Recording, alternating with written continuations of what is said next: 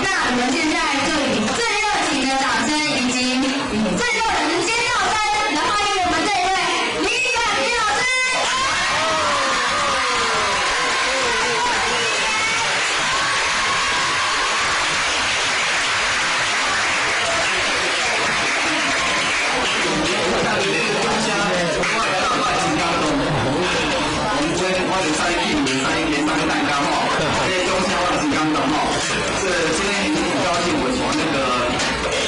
中心新村，你们比对吗？开车啊，来到高雄展览大里面跪下来哈，而且我看到你们各个生龙活虎啊，一个比一个哈，直接起来用哈，而且难得你对这个所以文化文学的领域这么喜欢，这么的有兴趣哈，所以今天老师将我所学的，我这一生中比较重要的经验跟各位讲一讲哈。那你们多过什么东西？我们今天不谈太多文学理论哈。我记得我的那个题目给各位是怎么样？让各位复诵一遍好吗？让怎么样？有一条这个技术不够会不起来哦，红大一点好不好？怎么样？对对对，这样来过滤哈。我想这个在各位同学哈，这一两天也听到了很多不同领域的老师跟你们讲的各种包括儿童文学啦，包括这个客家文化还有客家歌谣的教场哈。那我今天给各位来一个比较不一样的哈，就是说，我们如果让这个文学的梦分享哈，就是我必须跟各位讲一下，就是说文学的梦，它事实上它需要借助一些外来的东西才能让它分享起来。第一个就是说，我们如何将古早、康萨，或者说中国以前那些传统的神话、传统的传奇、传统的传说，把它成文学的这个题材怎么转，你知道吗？好，我们可以各位开始讲两个故事哈。我记得在那个中国那个早年的那个上古时代的文学里面有一篇叫《山海经》哦，它里面有一本叫什么《女娲补天》，看过没？还有什么呢？用那个五颜六色的石头，对不对？对，感受5颜6色嘛，然后把天空那个缺陷的地方补上去，对不对？然后最后呢，把当初做出来的那个黑龙把它砍断那个小，对不对？让那个洪水不再泛滥，让这个太阳不再造成很多的人，对不对？所以那时候就是这个故事告诉我们怎么样，就是人是很渺小，弱身好像人形变虚也很小，但是呢，人的意志可以超越自然，所以可以征服自然、控制自然、超越自然，就有这种力量，有没有？就是一个人的精神力超越自然的力量哦。这是我们第一个神话，大家都知道哈。第二个呢，就是我们那个在这个以前听过没有？精卫天海听过没有？没有吗？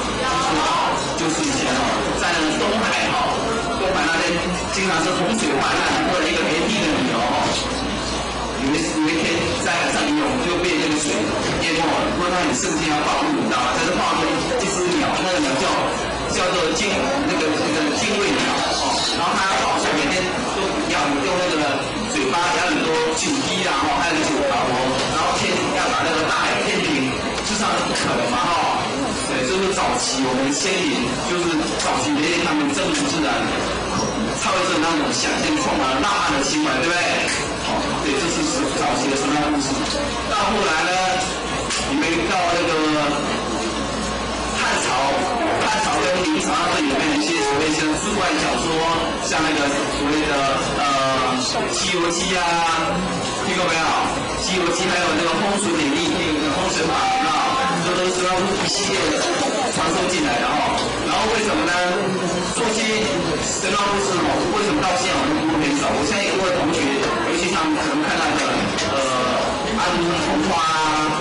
变成开了纪念报，我看你们桌上很多同路可能都是国外的，对不对？事实上，我们在中国都收入蛮多的，但是呢，一直到后来，我们孔子先生啊，因为他主张就是以儒教的正统哦。你看他说不以怪力乱神呐。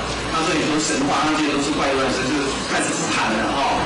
然后因此呢，我们这个在中国历史上虽然很多神话故事、很多传奇故事，但传到现在就几乎都是留给我们后代的那种养分故事都很少很少，对不对？那相对的，我们从那个中国原有传说到当今的我们原住民，台湾的很多那个原住民故事哦，都可以写成一部很好的小说哦。你们昨天有没有听到那个李彤老师啊，给你们介绍那个少年罗马兰？还有望天秋，有没有？那我从原住民神话故事里面把它给印出来，把它从里面收集养分来重新加以创作哈。那因此呢，就是说神话故事还有民间流行，几乎上在流行创作上变成台湾作家一个很大的一个创作的来源哦。包括你们台南县有一个作家叫吴新荣，听过没有？有个医生叫吴新荣，没听过哈？就是你们台南县其中一个医师，而且是个作家，他也是补充很多地方的传奇，还有民间故事，把它转化成他的小说。所以在我们这个小说的领域里面，在欧美文学领域里面，我们可以从这样一个言语到这个当今都可以看得出的这样一个转化的素材过程哦。那今天就是把重点放在就是说，台湾目前有很多传说故事哦，但是都是在原住民的部落里面保留比较多，因为他们有些比较太画面那么久，而且汉化面那么深。所以他们在部落里面，在比较内山的部落里面，比较容易保存他们文化的一个传奇跟文化的一个素材，也使得感动的算是里面哈。所以今天我们等一下跟各位讲就是百步蛇的故事，你们想听吗？有没有看过百步蛇？长什么样子你知道吗？形容一下好不好？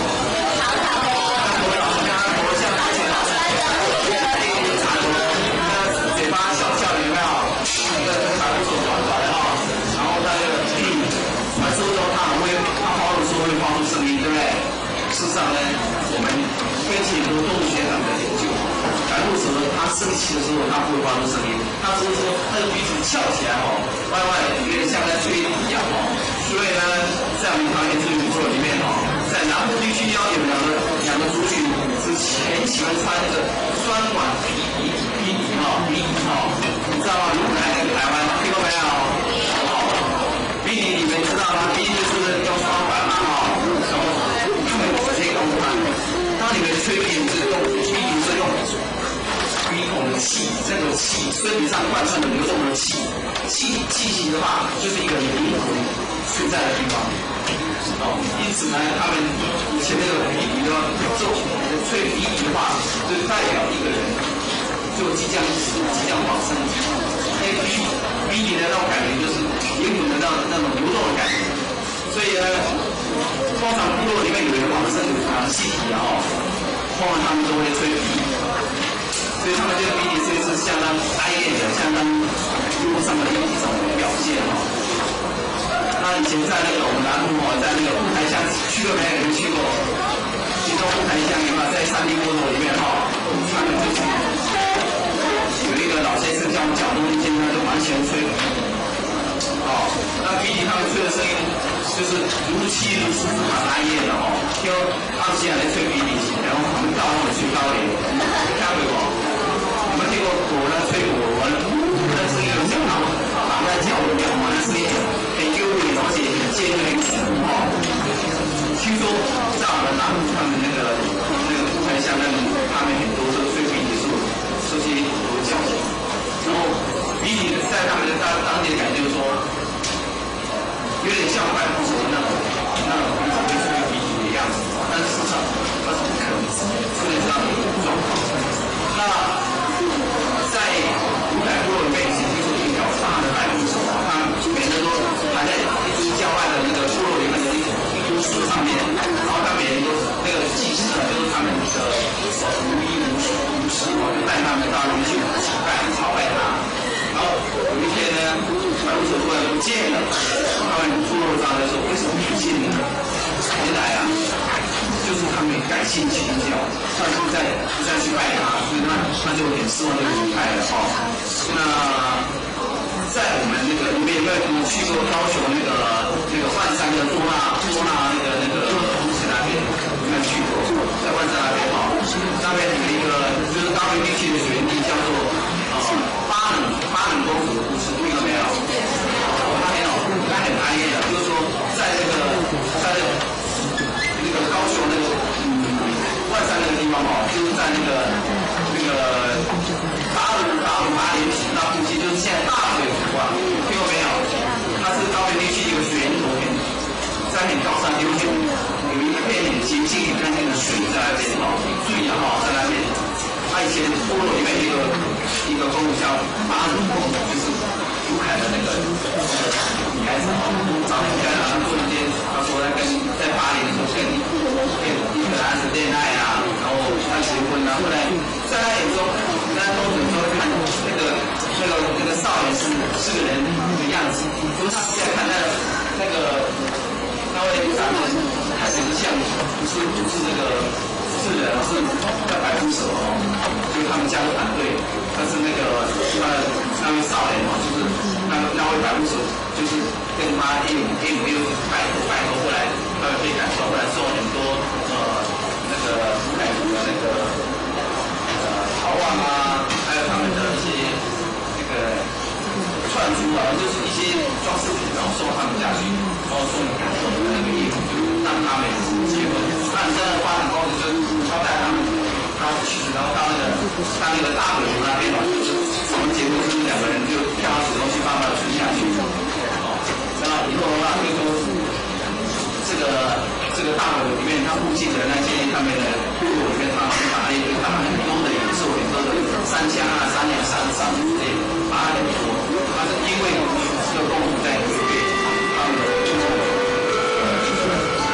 的离群的族人哦，那听说以后过几天之后，他们生完的这个孩子上发射的那个白虎手哦，部落的都爬回部落里面去找他们一起，这是巴黎公主的故事。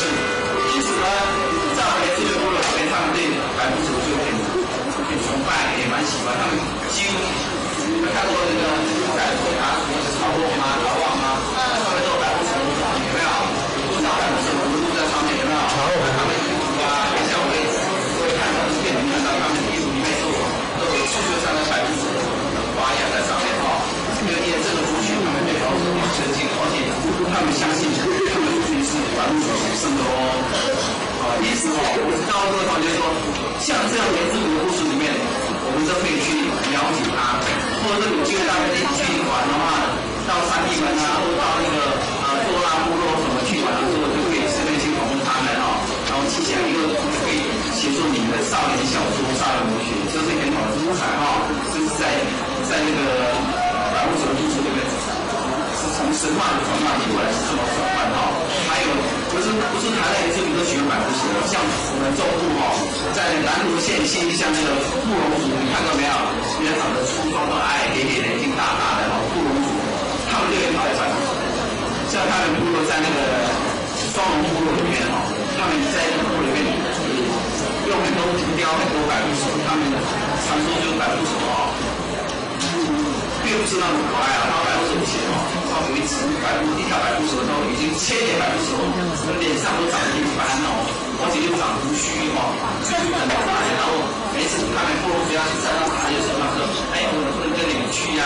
我说：“好啊，来，我哪里到就我跟你们去山上打猎没有关系，可是我那些手是蛇礼，就是我跟孩子的话，你要帮我照顾好哦，不要说他们没东西吃啊，护手都生病了，他说好，那你放心，你可以跟你们部落去打猎哦，就他去年白虎手就跟部落人到山上去打猎哦，就去打一打，就3-4天才回来，不然跟部落讲，我的孩子在哪里呀？再给我看看，你们不要帮我照顾吗？结果他们你知道吗？他那个千年白虎手上山之后练那个小时也不规矩，你知道吗？动来动去，一下尾巴翘起，一下脖翘起，到处乱跑。然后看部落族哦，他们那个部落人原住民会怕他乱跑，所以就把他绑起来，绑在底下。结果没想到绑了3天，把他放开了，你知道吗？就过来一看，哇，东西跳跳，一只猪像那个蚯蚓一样都倒在那边都不动。那怎么办呢？那个牵龙水看那个他的哦，我跟你们上山，你们答应我要替我好好善待我的儿子，我的红礼。没想到啊，我一回到家，偷偷鼠跳跳，对，你们太不信任我，太那个，所以一次就当了大嘴巴，当了血跟大口，就把前村的部落子都吃掉，只剩一个。所以他们祖先里面对百步蛇是又敬爱又怕的。他们讲杀鸡太喜欢百步蛇。就是我们中部那个部落族他们对百步蛇的一个态度跟一个基本的感觉是这样哈。那我刚才跟各位讲的大部分，我们高雄、屏东的那个卢凯族、台湾族，他们就很喜欢百步蛇哈。不但他们所用的那个陶瓮里面用百步蛇，他们穿的衣服，他们戴的帽子，他们的那个书板路上面的毛木的雕刻，上面都有很多百步蛇的图样在上面。他们就说觉得说，我们不太喜欢百步蛇，而且他们更相信哦，我的祖先哦，就是我的祖先是百步蛇所生的，因为祖先是百步蛇所生的，所以说你们同学有注意看到这个像台湾那个卢凯跟台湾他们的一些图腾雕刻啊，都经常有百步蛇的那种形貌出现因为他们蛮喜欢百步蛇，他们相信我的祖先是来自百步蛇跟你们讲，这蛮冷的是太快还是怎么样听得懂我在讲什么吗？我跟各位讲就是说，文学我们今天是文学少年期文学它并不一定是出在课本上不是用读过来的不必，你可以从很多的学校谈到就是你都带你去做一些风土旅游到那里去，你们就可以做很多的观察，做很多的记录对这个从这个文学传统的小说、传奇、神话、传承写作题材，这是一个方法之一。那第二个呢，就是说你们可以从你们最近的时候，因为我知道你们现在就是说课位领众，会不会领众？不会领众，不会领众吗？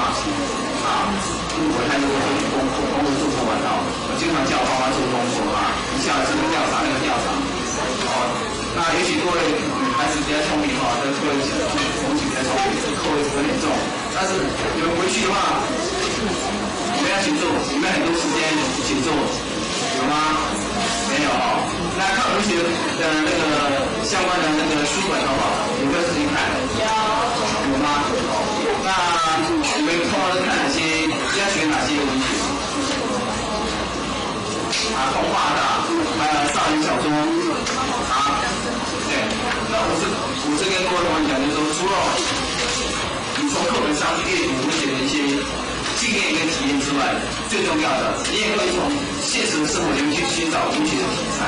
就刚才我谈到，就是从神话里面，从民间故事里面，再说呢，就是说，你可以从你阿公阿嬷的故事里面去写你们家庭的文学，知道吗？你们在这边阿公阿嬷在跟你讲过故事，有他一些说去哪里有很多经验，就是说阿公阿祖或者更早之前，他到在日本时代可以派到南洋去当兵到那个菲律宾在马里有没有这种经验？有没有听过？阿祖阿嬷好像更早之前有没有？他会跟你讲一些他的故事有没有？那你就可以跟他记起。或者说你可以回去问他们说，我们姓林的，我们姓李的，你从哪边过来的我们昨天从哪边过来的或者说在50年前在40年前，我们家是电工所，或者说我们家是用砖墙盖的，现在一般来讲家里都盖那个钢筋水泥的对不对？那你们这个了解一下，在50年前你阿公你阿嬷或者更早之前，他们祖先的出入是什么样的？是用头钢或者说用那个电工所，就是这种茶为例子，你可以了解你的家庭世代变化，可以跟阿公阿嬷或者有更老的那个长辈这样做一些口述历史，跟他们做一些记录，因为这些记录就是你们家庭就是家族史，你们家庭历史里面蛮重要的一个记录。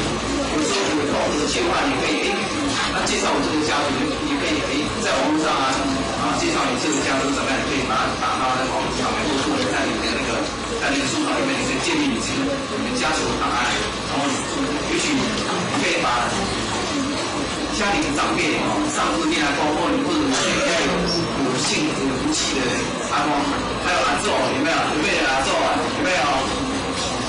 对呀，阿祖、阿公、阿妈他们的一些生活经验、生命的体验，你可以把他们有重要的、有趣的，可以把它记下来。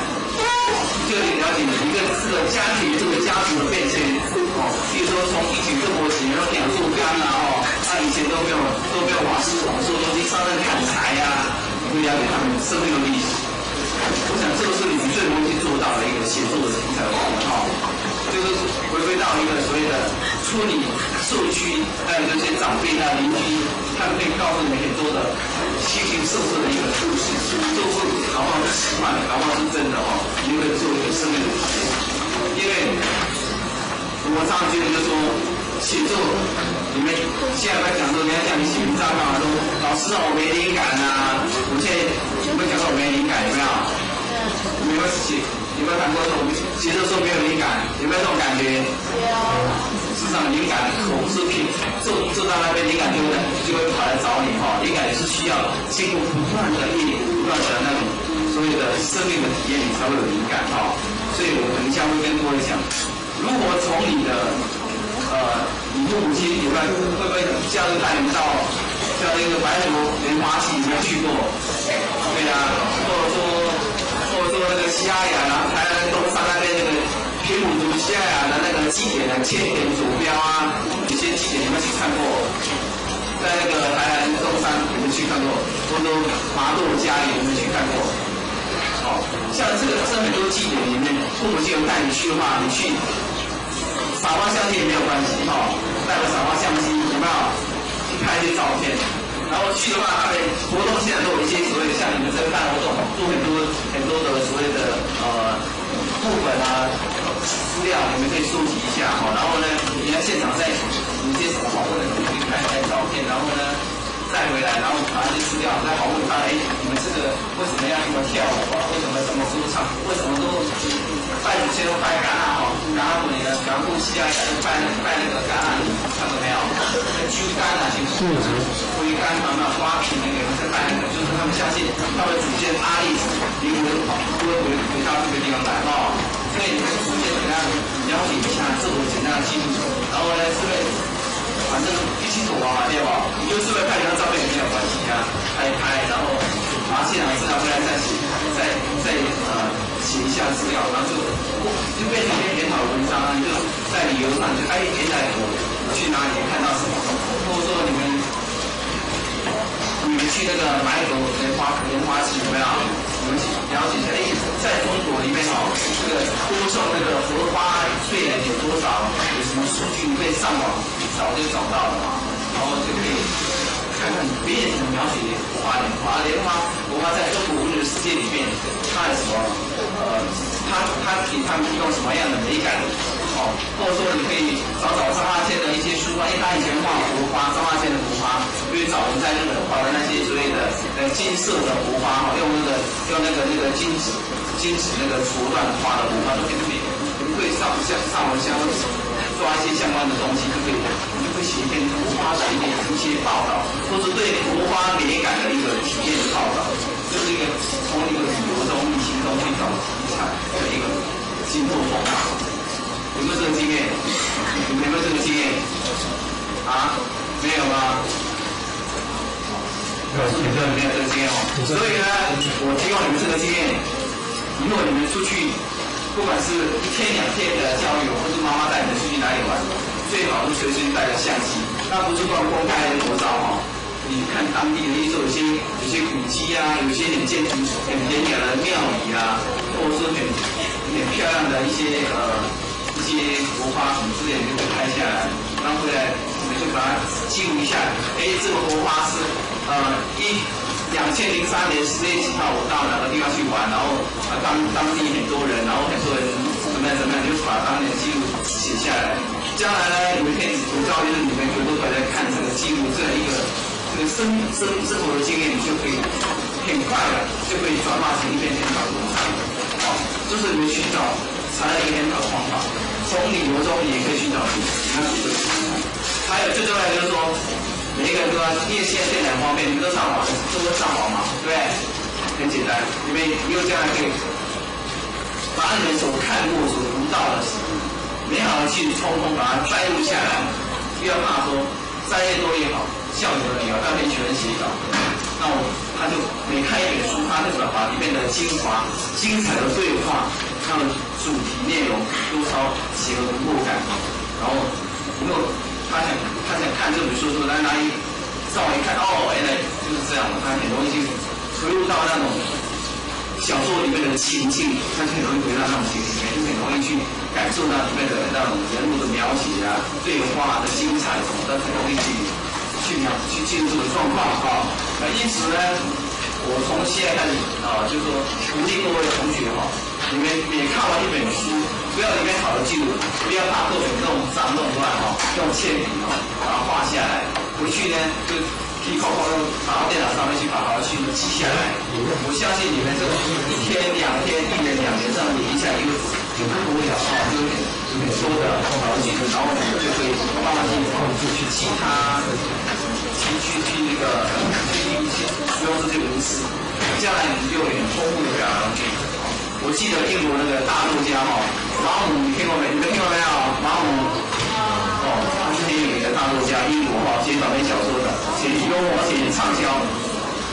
毛姆在他的写作回录里面曾经讲过一则他的写作故事我觉得你们可以记起来就是说毛姆说，我以前觉得自己写作能力还蛮差的然后我自常我要写美好的感觉，然后偏偏这个。我的笔都不听使唤就每次写出来就是觉得不太能尽情的表达。后来他就到大英博物馆里面苦读3年，干嘛呢？他把各种天文地理杂志、人文历史、哲学通通去看，然后把好的句子、好的故事、好的情节、好的对话，通通把它记下来。结果算说，你知道他记多少个字吗？最少500万字。他说，结果这500万字的那个编造你去背它，去看它，结果他说他的语文的表达力就很强。他没想到什么事情，没看到什么东西，他就马上能够意到笔存，喜欢版，他就觉得写文章在讲很痛快就是笔墨淋漓，就是这个痛快就是又快速而且又像行云流水一样。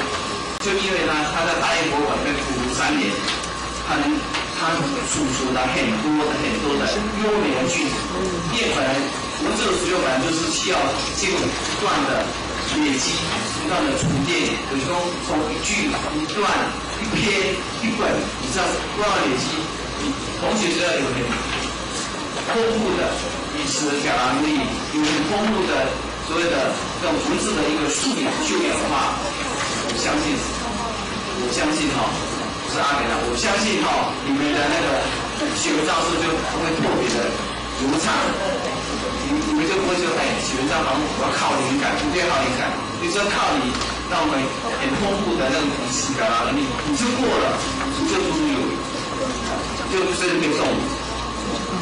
而且我常感慨就是说，我们现在就是说整个台湾的这个。所谓的人文教育跟艺术教育都有点落包括很多大学那个所谓文学系跟美术系他们的对那种美的鉴赏，我觉得都还不是很充分发挥。那我在这里跟各位同学做一些经验的交流，就是我记得我可能在你们这个年纪你们现在有国1吗？有个国2？我在国中2年级，就现在以前我们叫初中初2的时候。我那时候看一本很轰动的一本文学著作，叫《李冰著传》，听过没有？你都没听过有没有听过？就是谢定宇教授，他已经在90多岁往生了他以前是台北师大国文系的系主任。他的《李冰著传》是那时候在我们那个年代数学年代代轰动国内外哈，她是一个大陆一个女兵哦，就是参加中央军校，然后做女兵，然后到各地打仗，然后把那心得写下来，叫《女兵日记》哈。这位名满天下的作家说，我记得我国中2年级哈，我看他的书我很感动。感动的话怎么办呢？我就写东西给他说，哎呦什么什么教授啊，什么作家哦，我看你的书怎么样的，我会把心得写下来寄给他。后来他看了我这个信就马上回啊，因为他说年纪大了，眼睛有灰纹症，眼睛有毛病，他一个字上看着2个字写书上的会痛，就是他虽然眼睛不舒服，但是他还是拿起笔，那时候还没有什么电脑，用那个钢笔一笔一画这样写一写，然后寄给说李小弟啊什么什么，你的写的信我收到啊，你文笔不错啊，你很好，就当然都鼓励一画的啊。后来我就开始写稿，后来他们讲说，如果你写的稿觉得还不错的话，你不妨寄给我，在网上帮你修改啊。我想一个大作家，又一个大学的系主任，国文系的，那我这个小毛头，我写的文章怎么？因为我告我哈，所以我就不太敢。后来他说你寄给我没有关系啊，后来我就寄给他，他就帮我改，然后改就寄完给我，叫我重新修改一下，然后他就帮我投稿转给一些报纸发表哈。我记得那时候什么《青年战士报》，还有他自己，因为他是国教徒，他要给我转寄到什么10行杂志发表，然后就搞到100-200，在我们那个年代，树林的100-200块算节不节啊，不算少的钱哈。他有赶快寄过来，我就很高兴。所以从那时候开始写作，为了钱哈，开始写作。然后最重要的是说，我们这位女大作家谢丽宇教授，她给我很大的鼓励。我也有是小毛头，国中2年级的学生哈，他是很认真的鼓励我，大力的提拔我。所以虽然我很惭愧，我在文学上是没有什么成就，但是有一点我可以肯定就是我在这种人生50多年的岁月里面哦。我总算一直没有放下无形之断续续啊！就算我在最艰苦的时候，那时候在金门，那时候共匪跟台湾那时候还蛮紧张的。我那时候6级的金门当时都睡得很早，晚上都点电灯，怎么办都点蜡烛，我还是抱着钢盔啊，在那边写稿。在艰苦的时候，我还是在那边写稿。也就是说，文学的火花一直没有在我身上熄灭过。经过我现在你们上我超过几岁？52岁哈。哇！感谢你们安慰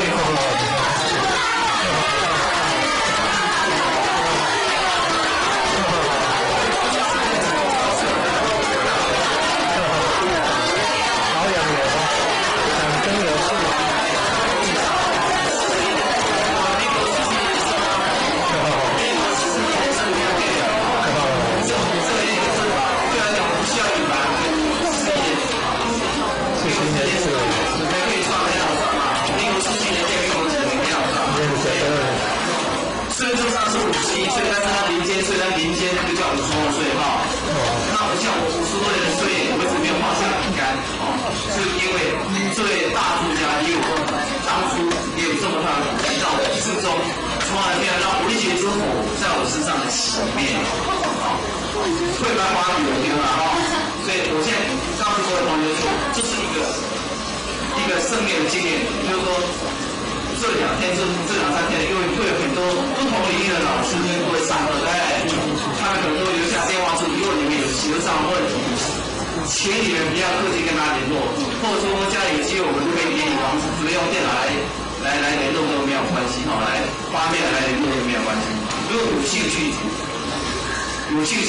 从等一下下落回去就看，有机会就找时间看一些文学方面的书而且我在这里特别澄清不要以为我们写文章就一定要看文学的书事实上在我们那个所谓的天文地理或是很多生态多方面的书都要去看。绝对不能说因为我要写少年小说，我只看少年小说，或者说我现在写散文，我只看基本小说，这样是不够的因为文章好看，又要精彩，要多样性，必须就是说，你留下人家说，写花我会写写我们这个所谓镇河水库，我们会写然后写我们雾山头，像你们有没有去过雾山头？有。不要说这个可以改名故事来上思哦，我跟你们讲，不知道上面有没有看到一个日本的铜像？有。它叫什么名字？对，你们台南市江南天那个江南大剧是不是他做的？对。你知道他怎么做吗？因为有人救过他哦。他在那个日本统治台湾期间的时候，那时候总督那时候叫做那很穷，那么急啊。就你看你们台南市的江南天，就像那个台南县的麻豆啊，家里都严重地带，你知道吗？那个田哦，一甲田卖不到5000块的台币，为什么？那个里面都是盐田啊，不毛之地啊，进上面进然后给我往前的所在啊，你知道吗？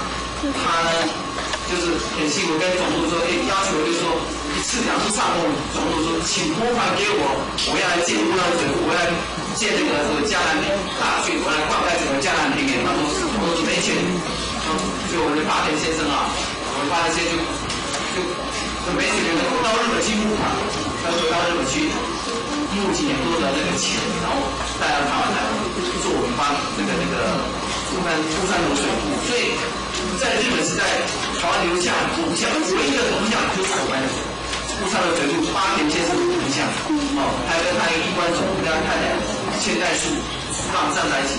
那我们这个八田先在建这个江南大殿的时候，后来太平洋战争1941年太平洋战争爆发 ，OK， 日本发动大东亚战争，结果他就被征召回菲律宾作战，你知道吗？他有节准他坐那个船回那个去那个马尼拉菲律宾那边，就那个船被龙金炸沉，就炸掉了那怎么办呢？那尸体就漂到海上，就一个月之后被一个渔夫捞到之后身体只剩一半跟刚刚没有一样，都变短一样这样身体只剩一半，结果他的刀钱就从口袋里面抓出来，就是上面有一片写8田里一线之歌，就是他的身体。后来把他搬走，有货就葬在我的乌山头水库，有货葬在日本的那个录像里面还有货人葬在这边。他说他太太要生8个孩子，在那个日本在8个孩子养不容易然后他就说，我先生一辈子为了你们乌山头水库跟江南平原的贡献这么多，为了长盼青山绿水，所以他太太。他那个8田的夫人啊，把那个孩子打倒之后，然后就去跳水自杀。那自杀是怎么办呢？因为你知道日本人是穿国服，对不对？国服你看过没有？是不是宽宽松松的？那如果到水里面怎么办？会被水冲走，会身体会跑出来，对不对？裸体难看不雅。所以我们这个8田夫人，她会把那个变那个穿很多睡衣，把身体包加上薄袜上，你知道吗？把身体包起来之后再穿国服。跳乌山头水库自杀，结果我之后大家都晓得，后来怎么拉，后来就把水放出去，原来在水闸的那边被勾起在那边，然后从那把它捞起来，所以夫妻的父母的衣冠冢都葬在了我们乌山头水库。所以你们有空到乌山头去参观风景的时候，你们就可以对那个铜像啊，对我说那当年印收那些建造所谓的乌山头水库的一些器材都从那个岛会场那个然后我说那边印上来，你就可以看见照片。到那个他们管理处那边，那个写8田一线之中对江南平原的贡献，就可以写这个故事，也给你们发挥我就说。器材不是很难找，事实上在你们周边都有很棒的、很有可歌可泣、感人肺腑的很多故事在里面，你们都会去寻找。因为我们看到他铜像嘛那就因为这样，我们台湾目前保留他的铜像在那边，所以日本对台湾做了很多伤害，但是像我们8田先生对我们江南平原有很多的贡献，你知道吗？他发了那个江南大殿完成之后因为他用那个淡水来冲刷那些海水，所以说让很多那个不毛之地从属盐田从属变成可耕地，一甲地本来是几万块没人要，对不对？后来变成口碑之后变成几百万，换人家不卖了就改善那个沿海西南边境这个沿海地带的这个渔村的生活，像嘉里麻豆改善了蛮多的，7个对他们生活改善蛮多这个日本这个8田先生所以我就讲，就是说从这些故事跟各位讲，就是说，他虽然是个听起来是个像一种历史的一个回顾一样。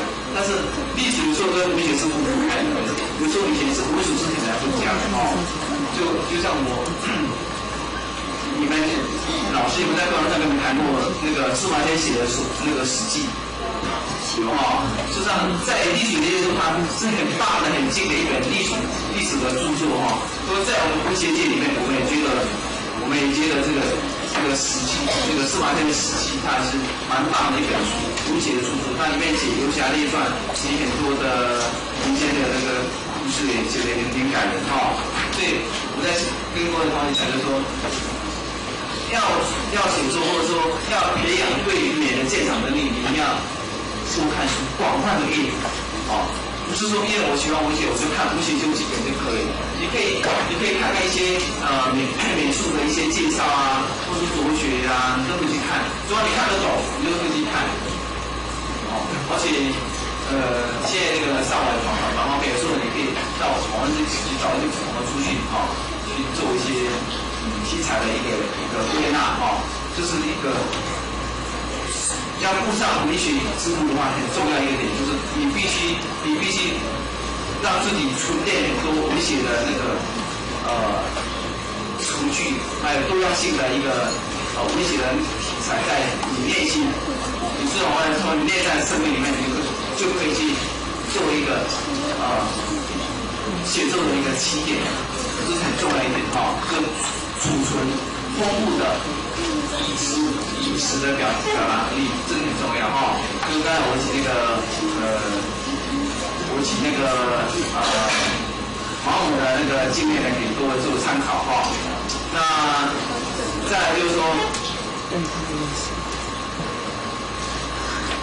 我们这一组时间还多少？那我们在同学之间你们目前就是除了课本之外，你们回去也看一些文学方面的书嘛，对不对？那我想，这个昨天应该我们李红先生跟各位提到，就是说他的那个少年罗马兰，我刚才是从一个北部罗马兰族，你听过吗？在宜兰那边有罗马兰，就是我们平埔族的一个族群之一那既然谈到罗马兰，我想我必须跟各位讲说，在我们的土地上，除了我们现在所熟知的说原住民山地那个以前山包大家知道什么卢凯啊、台湾的泰雅，你们都听过吗那连平埔族你们听过吗？有多少平埔族知道吗？有没有知道？知道几所？台湾有多少平埔族？你们知道吗？11个。就是期待可以吗罗马兰还有道考师。好了，我们不要参与我跟各位介绍一下，我们从北部、中部、南部到西部，我们绕一个圈现台湾人曾经有过，现在还有一些他们族群活动的那个我跟各位介绍一下我们北部里面，北部就是从那个以前基隆的那个八国族，还有跟那个三角角三峡那边，还有就是那个在万里石门乡附近，在万渡他们叫凯拉格兰族，对，你们讲凯拉格兰就是因为中国前面凯拉格兰听过吗知道北部不止看凯拉格兰，真正来讲，你还有那个野朗社跟巴塞跟巴塞族跟野朗社，野朗社从那个新内西到那个秀朗小镇这个河岸旁边都是住的那个野朗社它是有野朗社，还有那个马赛族，我们叫巴塞巴塞族，还有就是那个凯拉格人，三个族群形成一个三个亚族形成一个族群然后我们桃竹苗就是豆港大法师那我在四川写成照那个他们的最大的集散地就是在拓龙，听过没有？苗栗县拓龙那边有那个大法师的那个很多居民在那边，他们很多祭典还是很多都还会讲他们传统的语言就在桃竹苗叫大法师就是平埔族的一个族群的名字。然后到中部这么多，到台中后面那边像马街、马仔海、跑布拉、跑布萨、后雅、好南雅，有4个族群。那4个族群里面，尤其在道光3年的时候，很多人因为他们知道埔里是个很繁华的一个很肥沃、很多土地可以开垦的一个地区，所以他们在道光3年偷偷呢移居到那个埔里去那像我讲的巴山海法界，还有那个帕布拉、欧马利亚族，他们就开始进入那边。然后我们这个台湾讲的4个族群，就是那个西亚族群，那我们的那个台湾县是什么族群吗？西拉雅在东山，在那个麻豆嘉义他们叫东山叫那种吉贝爪，还有叫做这个嘉义麻豆呢叫蝙蝠羊他们以前都是偏埔族的。然后你再下去是哪里呢？就是我们屏东县的那个马塔道事实上它跟西亚是同一个族群，马塔道在屏东马塔道族群。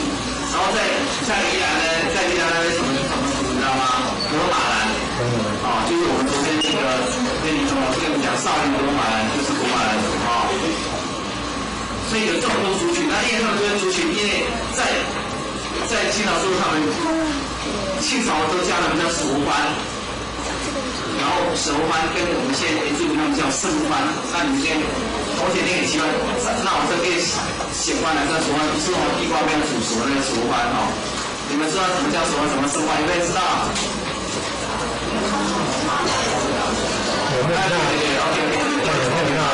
对，在清朝中叶那个平地的平地的原住民，他们因为接触汉文化的教育比较少，叫做熟番，汉文比较少。然后呢，当今我们部落里面原住民像卢凯、台湾部落、泰雅，他们就因为汉文比较晚，他们叫生番就在这个清朝是这么规定，但是当今因为这个讲人家话是很伤感情的所以现在我们通称原住民我们都是原住民在讲原住民。所以在我们台湾的那个部落里面是有这么多族群分裂，但是你们知道那个在平埔族里面，他们很多都想希望能够政府能够成为他们是平埔，但是很难，因为他们系统因为看到太久这种。因为看混合太久，很难去从比较科技的方法去了解他们是什么族群因此呢，这个平埔族的那个汉化的那个虽然那么深，但是政府现在主任什么族？少族。去年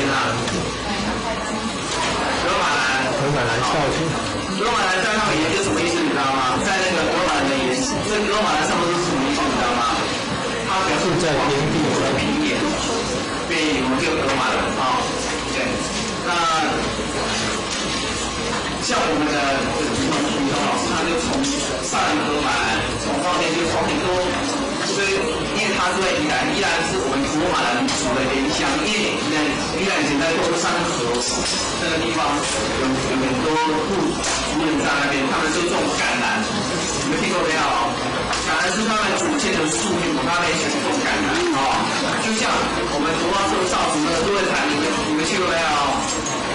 罗花树的多人潭，罗花树的少族，他们现在种什么？嘎当茄棕树是他们的祖先树所以他们就把嘎当认为是我们祖先的象征。然后格马兰他们一般来讲都喜欢种那个橄榄树，橄榄你们吃过没有？如果没有吃的树，你讲起来是真的橄榄是橄榄那因为你像从我们李东老师他的这种少年的小说的经验里面，他经常从我们台湾的原住民的那个传说故事里面去把他的故事转化成他的少年小说，这是一个比较快的，不用背很多故事对，只要加上想象，加上别人的故事，就可以营造出很曲折离离、很耐人寻味的一个少年小说所以将来如果同学有意愿主动介入，或者说想尝试做一些创作的话，你们可以从原住民高山族跟平埔族他们很多传说故事里面去提炼、去找你们的题材跟小说的背景故事，作为你们创作的一个这个很重要这个因为我觉得般的那个艺术家跟人文家是蛮失败的，因为我们的孩子，我们的学生，觉得在人文教育上是有点问题。那可以感受就是我们新国中学不会是拿过这些这个是这个顶高的学校他们我们学校就当然会接很多新学家跟教育部正经计划来办的这个少年节，说希望透过文学的教育，让我们的青年朋友就是能够找到一些对生命中安身立命的这种就是奇幻文学、奇幻艺术，透过这种所谓的文化的教育，让你们的痛苦能够净化，让你们的人生的国籍能够打开，让你们的眼界，让你们的视野能够广阔，一个人能够心里能够很开阔，能够敞开心胸，能够眼睛的视野很辽阔，像那个片上像海边的那个动物一样，一片片的那种很苍茫、很雄壮的一片景色的话，我相信你们就会热爱生命，你们就不会一点小挫折、小的生活上的琢磨、生活上的顾虑，你们就会想不开啊。包括你们现在有上报纸，作为一个高中生或者一个大学生，那个上长青的时候，对，为了做出来干，他对生命多么珍惜啊！当然，我们会觉得习惯他怎么这么这样，那我开呢？可能我们是对生命的那种，对生命的那种认知，对生命的理解，就过尊重。你想妈妈是怎么辛苦，对？那人生的路这么为漫长漫的生活，如果说像海浪冲击人心一样，一波微波的冲上去，然后马上化为这个微流上，如果让海岸一波波的有血浪归于平静，对，人生差不多用这个海岸跟那个岩石的撞击一样，对，虽然撞击之后冒出很多的那个波浪，但是很快又恢复平静。事实上，人生的路上需要把这个海浪的那个冲击岩石上的一个情景啊，那个精神来转化我们的对生的一个面对的方法。就是当我们有挫折，当我们人生过于的时候，当我们看这个问题的时候，我们无法看在大自然宇宙现象里面看。那个抛开去这样，对，后来都会平静对，只要你掌握你生命的度，相信人世界没有什么可以分错的，对。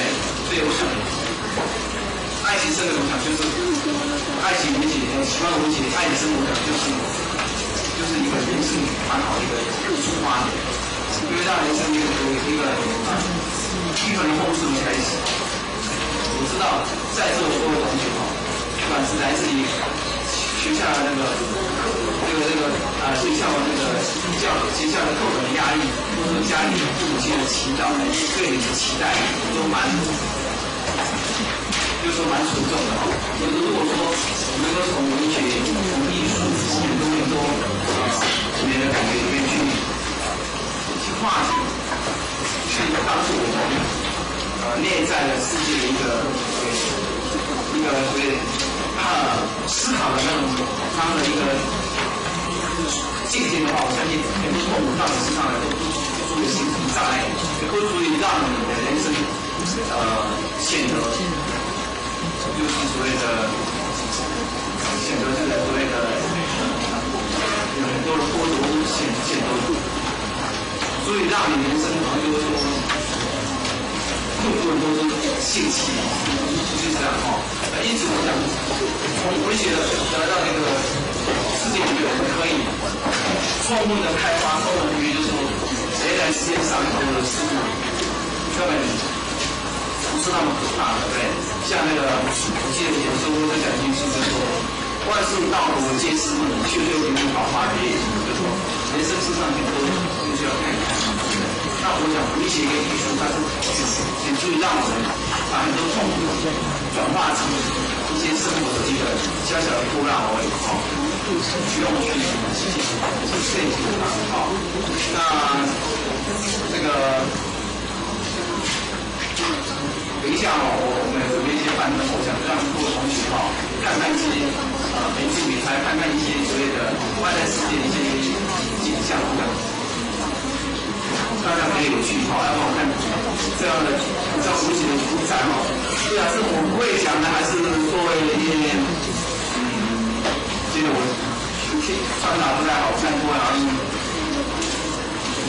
精疲精神会吗？压力你们时间啊？6点好，真的，那真的是看强打精神对，开心没关系。事实上，我觉得就是说，危险感教练很轻松是来面对的我觉得就是说，你不需要把很多的都记下来你只要记到某部分你就可以了。就是说，今天我要讲的主题，第一个是什么？如果把神话、传说、民间故事转化为你谱写的素材，对不对？那你们听我这个，这一段有没有需要再加强？非常好。那再来就是，如果从故乡，如果从乡土、社区，还有家庭里面去寻找写作题材，这个你们应该有点概念了吧？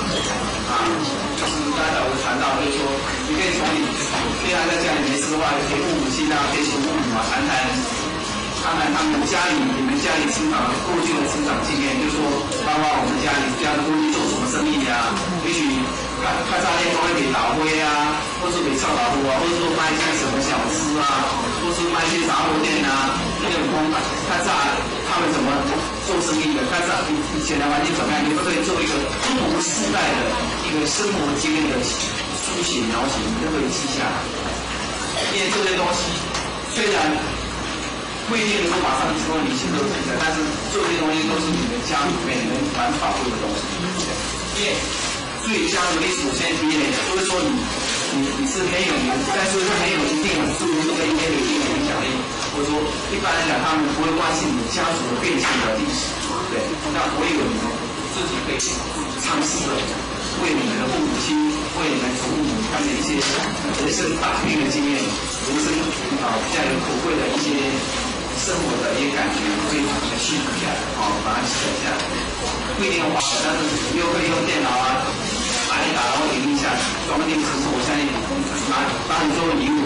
看你爸或人家公司，或者说你拿给来看，他一定很高兴。我这董事在搞他就跟他讲了故事，他进来可以把它记下来，而且看怎么是文字档，然后呢装订成册，再可以给你家人、给你们长辈当做一种纪念，或者你就可以当做生日的礼物当一点高兴，这比你买那个什么超大型的蛋糕都会好得多那第三点就是你们将来怎么去储存你们的丰富的文字的表达能力，你们知道吗？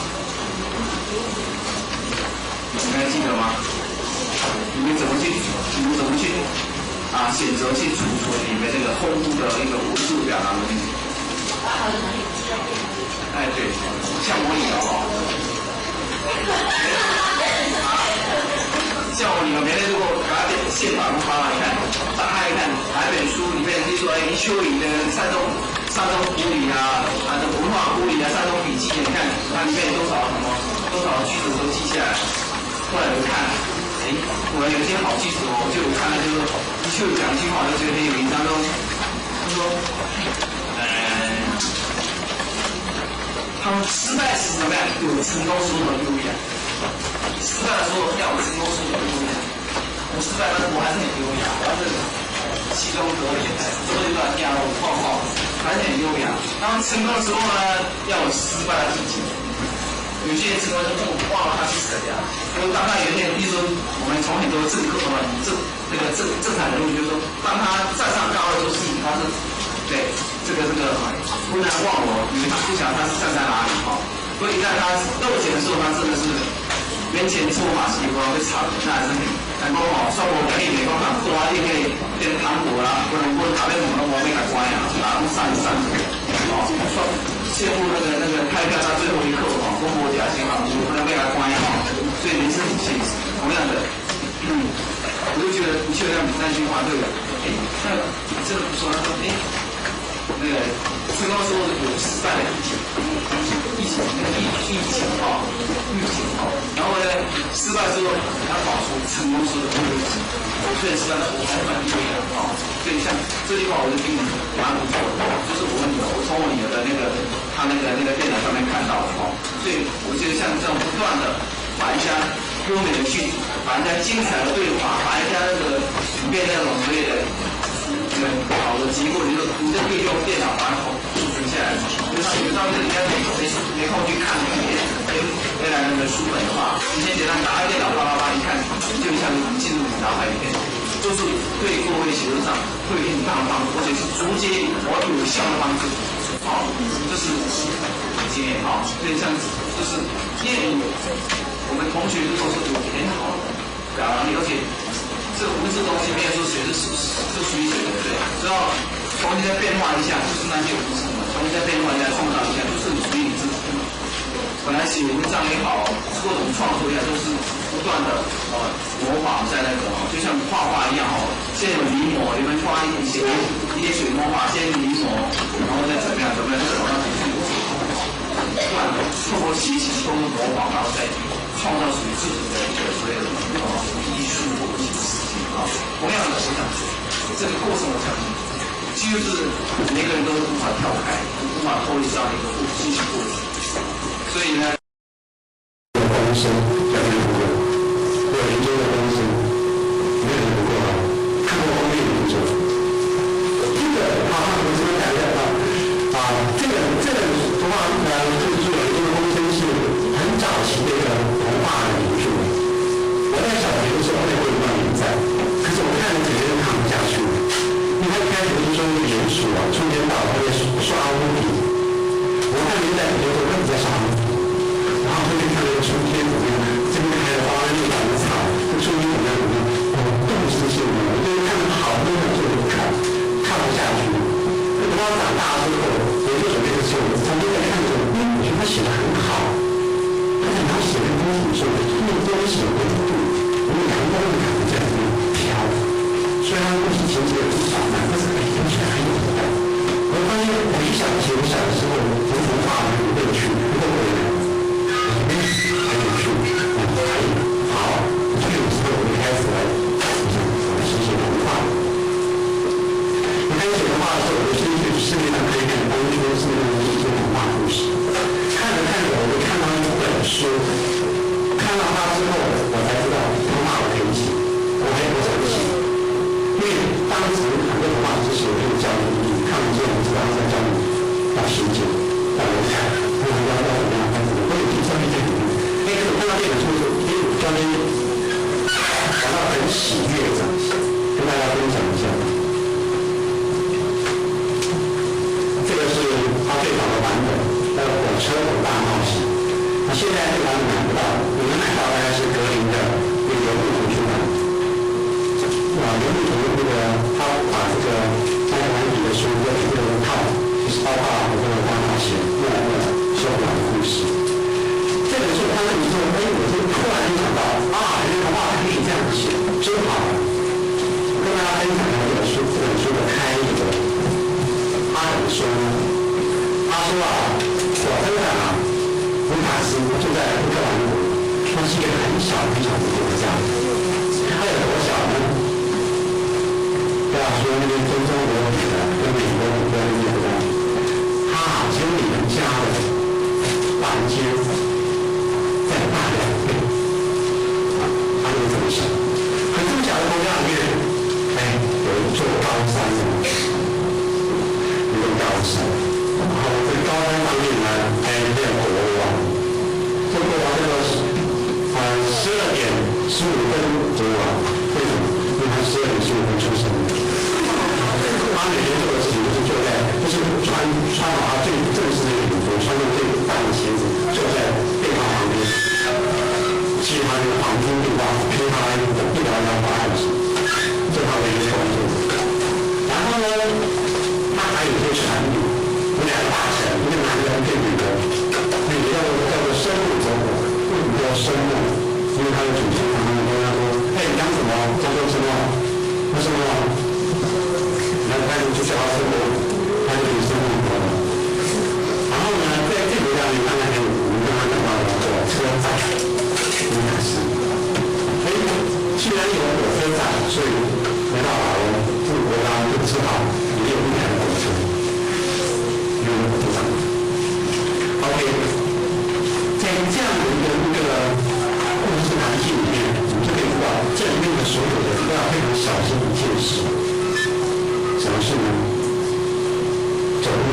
走，不能冲太快，不然一不小心掉到海里面去，四周都是海，然后这个国家就只有这么小，不就房间2倍大而已，所以他们非常的自制的找出走一步退2步，然后呢，这个故事啊就开始，就是在有一天，有个邮差划船，很早就回家来，挂号是，我说，挂号是说，你看，都不是给我们的，我们叫做乌克兰国，可是挂号上写的是乌克兰国，而且他写的是一个4楼，某某女士说，4楼，我看了半天，国家有4楼吗？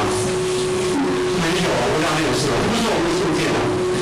有人说不是你们的吗？但你跟乌克兰，他说乌克兰差一个字没差吧？我不行啊，我说我们人家是我数码类，我们先看一看国家有什么脸。然后就是我过一阵子再问，万一不是啊，我把他关键有问题我身上，我把2个大臣，我部长叫来，去到这边啊，有没有叫做我太太的？没有啊，没有这个。我说奇怪，我刚刚有这个太太的话，那是非法不可能，我都不知道。啊，同学在想，可是刚刚的生活是女的啊，对不对？虽然名字不太一样，但是女的不一样，所以呢，搞不是自己妈的啊，或者是我们把这个纸箱包裹打开来，我们觉得包裹里面装了什么东西？炸弹！哦，马上这个乌克兰国从此消失不见，从此地球上消失。最短的故事，这个不错，不需要很厚，2页就可以把它结束了，很有创意。还有没有？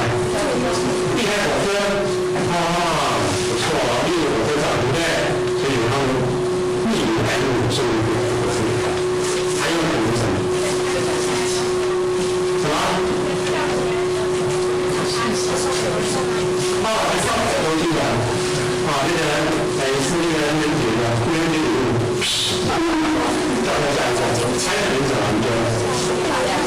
一把钥匙，啊，有趣了，把钥匙开启了神秘的门，啊，出入密室，送了一送，很好，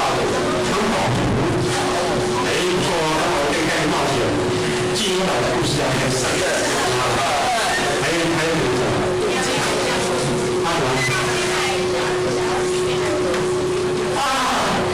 现在打开里面的这个人不能打开一下，我打开一下好点。第3层啊，当然是第3层。有人照片的，什么照片？那旧照片。旧照片。我刚出生的时候。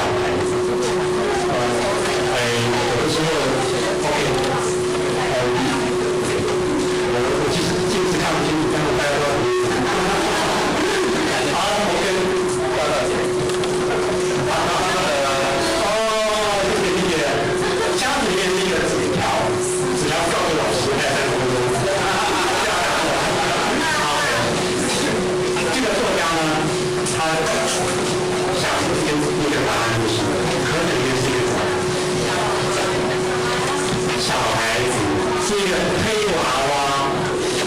小孩子是怎么样？你一打开看到它，你就没有办法再把它塞回去的东西。所以呢，这个国家所有的人就产生养这个小孩子，没有办法，国家就是我跟他没有别人了，所以我就打这个生活中开始养这个小孩子，然后故事就开始，那这个故事就开始。这个让我们看到一个很精彩的一个创作上的画的想象看。这个作家跟我讲的是你们刚讲的其中一刻，这一本书就完全不一样，对不对？如果是我自己书的话，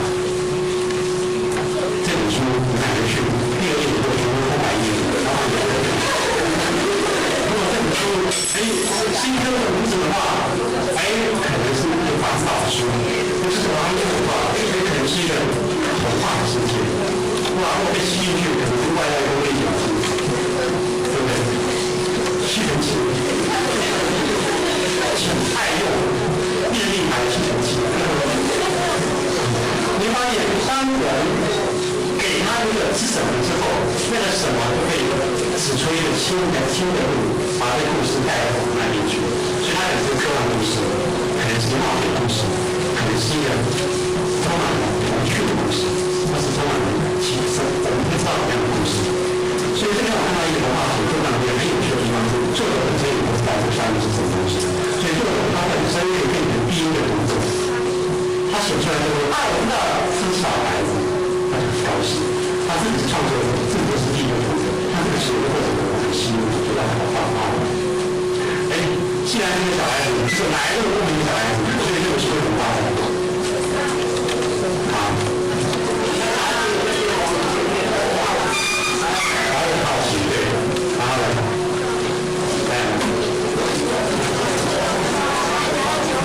家人会讲话，不然他长大后就不会讲话。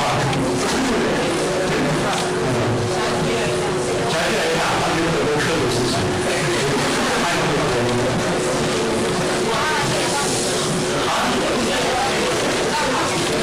讲到没钱，想要得到多少样的？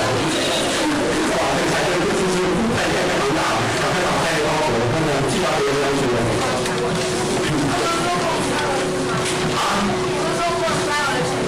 对啊，就是在学校开玩笑，你赛回去马上没3年，怎么可能赛回来？还有很多大闹东东，他15号，第一次到东东是黑人的。有火车，有一个来路不明的小朋友。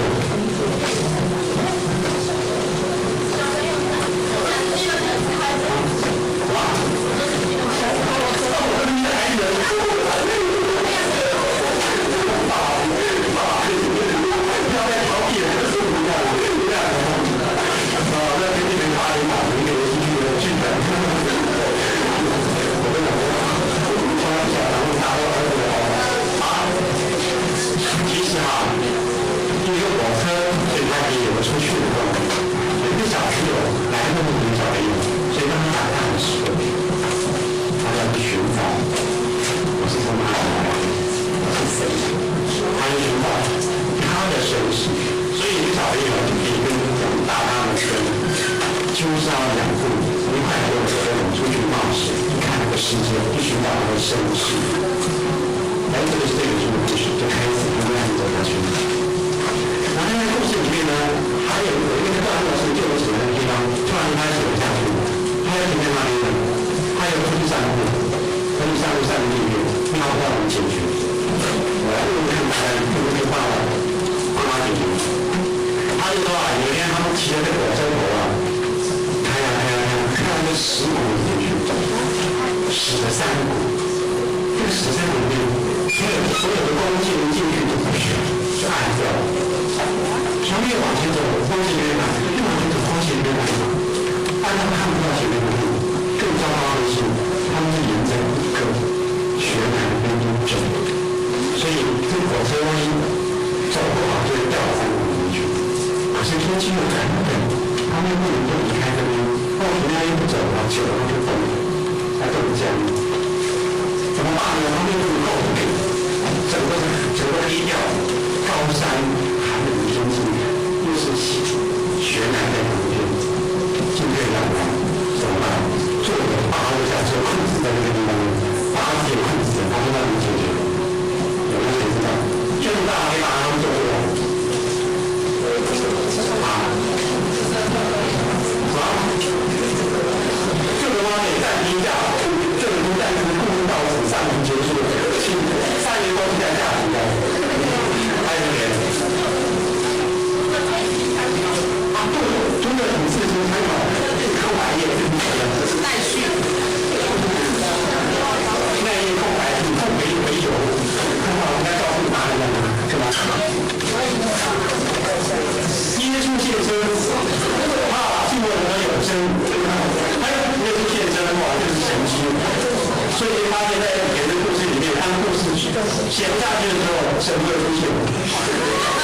果理解这个内容，这什么方向吃过来，他原来想过，所以别人做常常这样，你也办法和主持人来帮忙，今天不来帮忙，跟那表示对不起过来，好，有这种没问题，还有很多可能，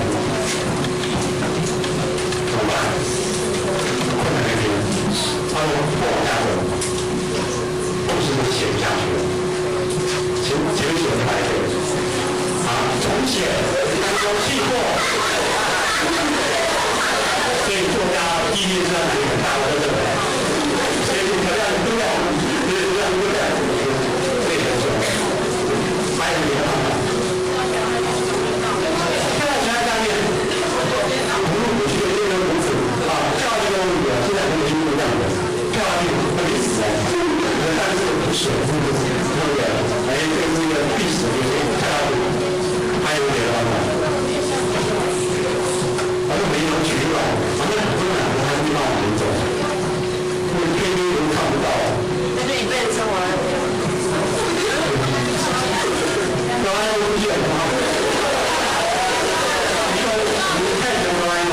跟你讲，上帝耶稣哦，他可能就把这个哆啦 A 梦。还有别的，妈妈不见，妈妈不见。你真伟大！还有什么方法？希望之光，好悬啊！老师出现，老师很快，你说是不是啊？先过来去找金庸了，找金庸了！哎呀，厉害！这个时候神雕侠侣出现。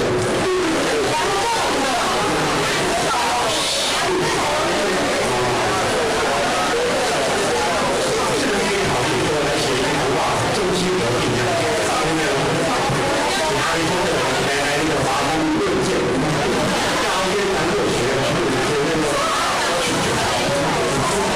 OK，还有别的吗？别的吗？好，告诉你们，好，应该我跟我好，我这个心里好到意思，你要把这个这领域这样做，他有的够回来的时候，不知道的时候，这个做的想了很久，然后我变开，这样子维持。哎，他没有想到一个方法，这方法我现在看很简单，很特别。火车头，什么他们就是过去了嘛，是不是？烟往上飘。这空气受到寒冷的空气聚集起来，下雨，大雨一起下雨，下雨就开始下雨，下冰雹，拿头包，在那一个故事就是这样，它就下雨，下雪，对，就是下雪，不是下雨，就是下雪，因为它是石头，对不对？它就在路上飘很高的地方去，从边起来飘雪下来，雪慢慢飘越低越多，它整个山地都布满了雪。这样的不是没有光线吗？最高的屋顶放的这个白雪，噔亮起来的时候，不断的反射，这个雪山变形，他们看到多次。我当时在看这个故事的时候，看到那些路人评价了，就是他们觉得哇，这不错。大家看到这我就在评论一个月，不知道这是他说的。哦，其实很多这种口心经历写的半天都是那个很轻易的跳过去，常常会会有这样的一个不太舒服的状况。但我觉得这地方写进去，就这种那个可以出难题，但是顺着找这个故事写，写完了地方内容很慢，然后再终于想办法，那其实大环境很多。那这个是个科学原则吧，就是它的其他非常看。所以上这个故事我觉得它太好了，我可以来写故事，我可以来写童话。这样的话，我愿意我很喜欢写详细的看，所以我开始写童话。在写童话中间呢，我就开始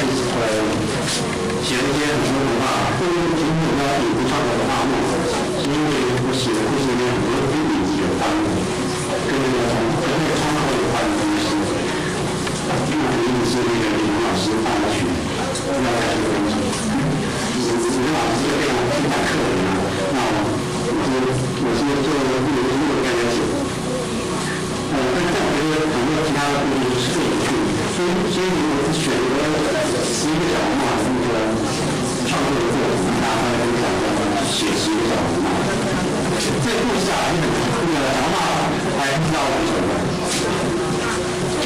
知道我是谁的。知道小马故事的。OK， 好，这个故事我不让你讲过。那个小马故事里面，很古老的一个故事，其实我们一直没想到小马故事，小马故事。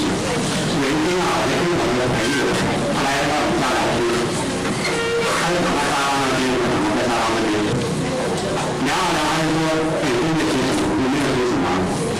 他就说，我最近跟我的侄子讲故事，讲古中国的故事。我说不用，我就再继续下单的。他说他自己很喜欢跟古中国的故事，这就是他加进去的故事。什么加进去的故事呢？譬如说啊，小朋友我要进房间来下一场雨的时候，然后小孩子在我脸上面放了马桶，所以我一进来就你看，然后呢变成马桶之后，小朋友非常喜欢听他讲这些东西，因为蛮有趣的，因为他们一些地方加了这些东西不是不太一样，所以他这样好了，你看你10个古字，要不然你10个小红帽，就你就是有一个中国故事，一个西洋故事。都是从法我们改历史。我说好啊好啊，我们写啊，他回去了。哦，我就开始想说要写什么10个小红帽。我在想，光写小红帽这种改编故事，好在这里头，我在想，那有什么好玩呢？哎，想想有了，就是我就给自己设定一个游戏规则，一个晚上写一个故事，然后白天6晚上会上班，白天上班想灵感。晚上我可能是大概6点开始写，然后大概8点开始写，到12点结束。因为看我的身材就知道是更好的。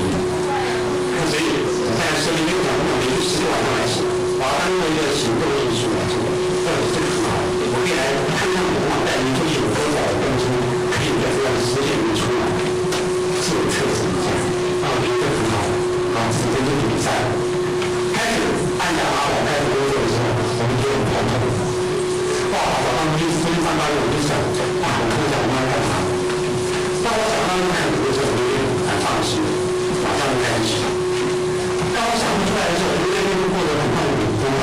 时间又到了，晚上要到了，我再开电脑了，就写不出来了。啊，随便10天我写的是头昏眼花，我觉得好痛。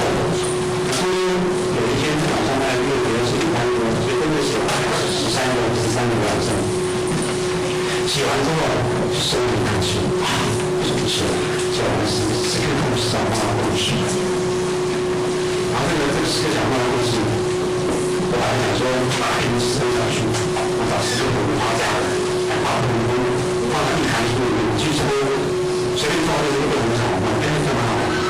那可能做来就很好玩，出版社也讨论这个不要这么做。哎，好吧，我就想想吧，这一本书，我就把这一本书，哎，我们创造一个角色，作者跟这个小孩一起对话的这个故事。那这个故事大概是文化里面比较接近小朋友的文化。这个故事我写完就告诉你们，和我那个朋友，他的很多人一个故事都不清楚。放哪了？哎，我回来。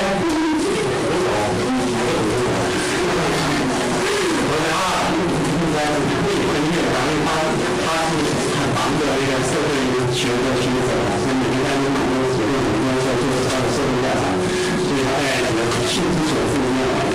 所以跟大家分享说，有的时候我们创作会有一件事情，那个动机就是很随性的，不该来没有绝对的，一定是怎么样？所以我觉得这个文化跟这个可这个看法。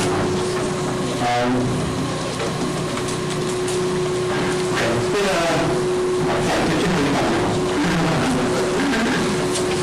是4.5，4.15啊，4.15，我还有那一版是2兆的。跟大家分享一点，就是因为我从文化中间得到一些很好的部分啊，就是我刚开始写的话是我发现文化并不单单只是给小朋友看的。当我用文化的心情来看这个世界的时候，我觉得看世界的眼光变得不太一样。如果真的有上帝存在的话，我觉得上帝是不是会了解文化知识？因为整个生命就在于他。事情，它就天上却是真实的存在。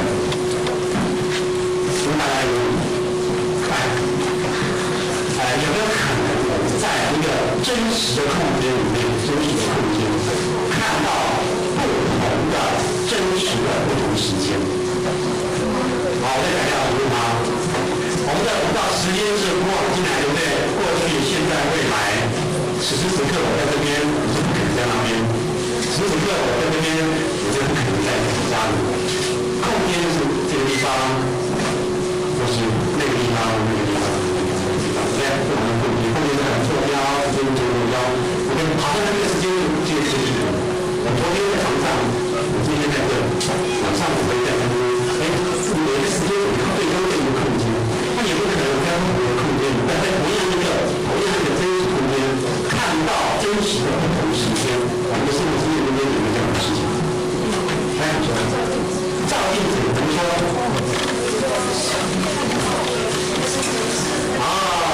照镜子，因为镜子前面有一个我，对不对？镜子里面还有一个我，那个我站在过去的那个地方，对不对？所以我在同一个时间看到两个空间，有没有？听起来乍听之下好像对，可是实际上讲一讲，好像镜子里面的我真的我吗？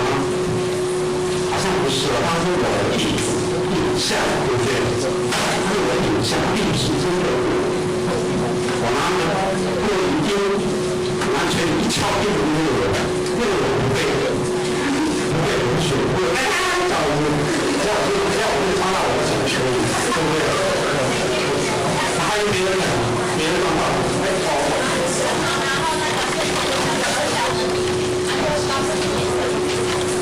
对不起，那个人在说，我跟你讲吧。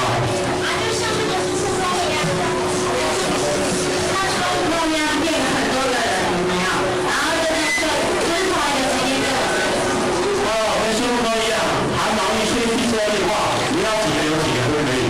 这个大陆上也合理，可是孙悟空真实的吗？好像不太真实啊。在故事里可以，但在真实空间、真实的空间里面，整个那个真实空间里面看到真实的不同时间，有没有？没有，没有。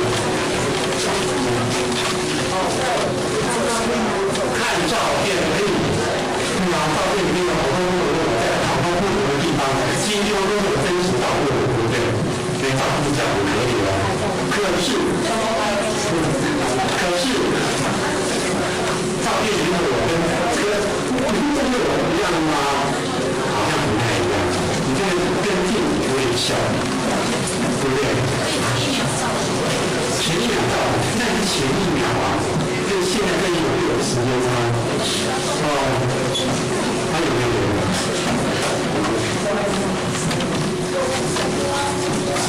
做梦神，这个很厉害哦。做梦神对不对？我做梦的时候，我此时此刻身体在那个床上那个空间，可是这个梦中的我已经飞到美国去了，已经飞到澳洲去了，已经飞到非洲去了，好像有可以风声。但是呢，他不会，好像怪不得人家说，我才懂这个动物，说要会痛，要人家怎么会动物？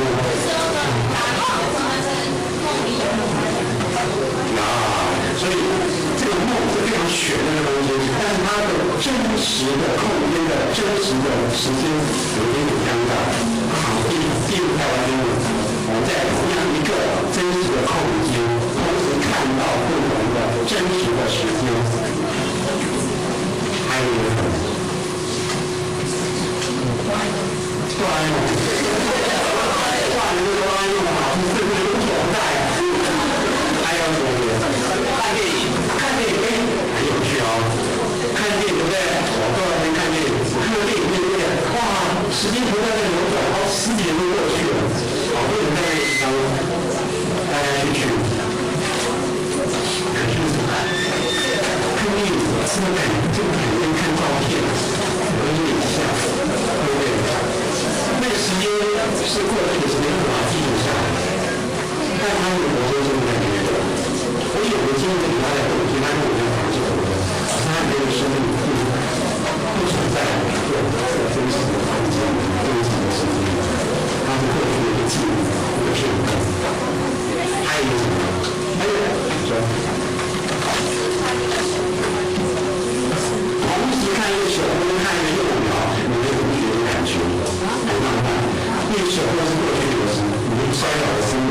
那个一两天，刚刚是你的生日，你说要一个就刚起来，好像很感性，但是感性的人通常不会说哎呀，像我一样，我就是很浪漫的人，通常跟这个理智会保持距离。你说看到这个我们这个科跟手跟那个旧的，他们是还是在同样的时间、同样的空间，他们是各自不同的生命。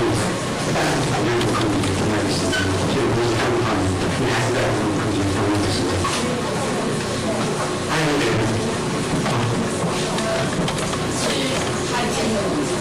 去拍别人遗照，拍别人遗照啊！你是个很有勇气的人。这个可能从那个六港那边酷温的灵感，他更进一步更勇敢。这种感人通常也很抓人，跟你自个的距离，应该很勇敢，可以理解的。我看一次他做了很多很有创意。还有吗？比如说复制人，复制人这个很有趣的，复制人可以复制人吗？没有。复制人。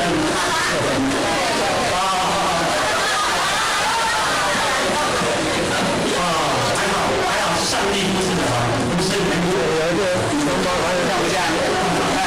像不像？张宇兄弟啊！来，双胞胎举手，双胞胎举手。还有女生的，还有女生的。哇，还有一对，很厉害，什么人？有啊，这个女的。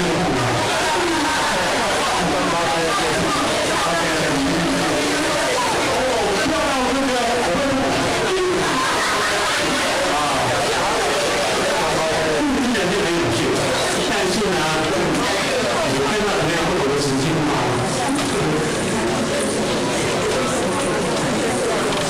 复制人其实我现在在同样的时间，我有可能可以只有我看到那样这个内容看到，他也没看到，因为我刚才同样的时间看到这个内容，他并没有看到不同的时间。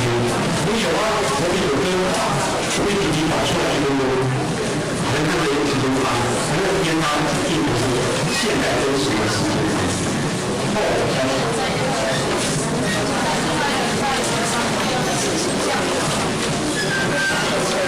也是那个现场立体很多，看很多那个人机，好像人机很接近我觉得，在人机可以在同样的时间，但是好像是同样的时间看到不同的空间，不要好像同样的空间看不同的时间，怎么样？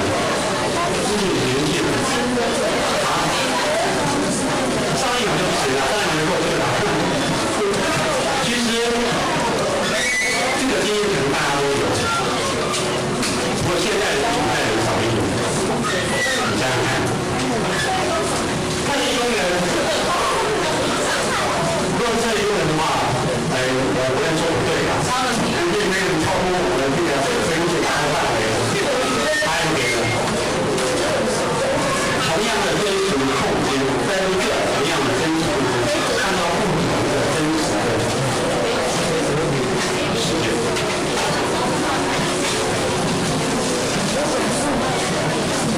怎么样？还有对公安吗？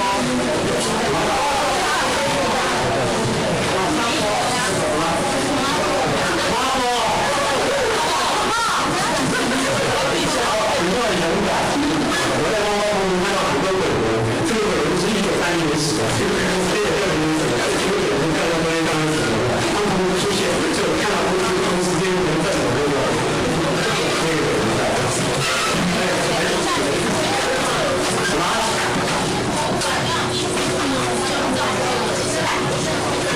博物馆在博物馆里看到不同时代的遗物。所以这是在人工看到不同时间的东西，是不是？在你时间上来讲，它不会变成不同的时代出品的东西，得到现在的东西。但是当我们看到它的时候，我们根据不同年代的这个物品的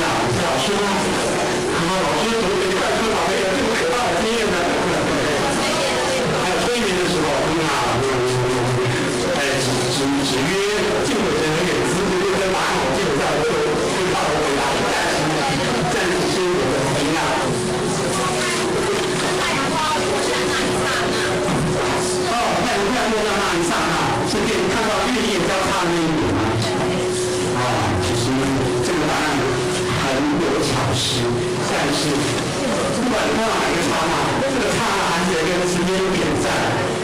当你看到那个点的时候，之前说没看到，当你看到下一点的时候，你就移到下一点去。所以才不是，我很接近，跟他们非常接近。这题目这答案我们都有都知道。好，在视觉评估中，我们去公布它。好，就是现在。好，最后一个人。bingo， 为什么？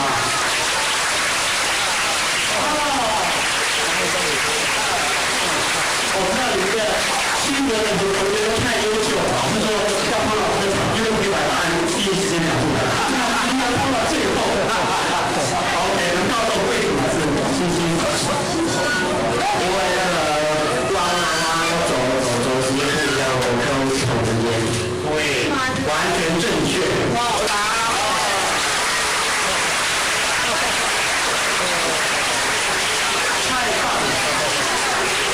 你是第一个问的答案，各位同学跟我第一个答出这个答案是对的。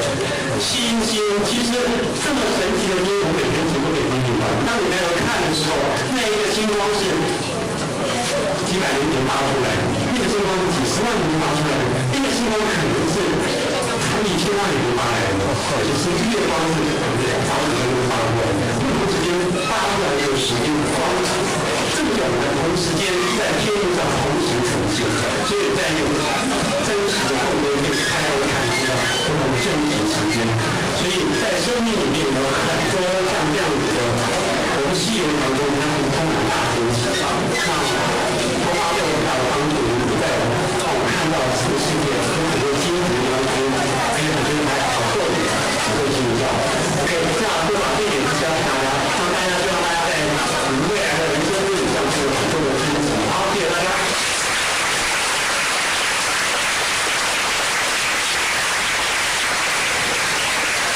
哇，好棒啊！这节课真的带给我们很多的那种创意啊，那么这个从头到尾啊，甚至包括我都非常融入其中，对不对？真的很不错。其实我最后啊，我在想说什么嘞？就是那个盒子里面啊，有一张求救信，然后开始从求救信里面去冒险。然后刚刚有人说这里面是个小孩子，对不对？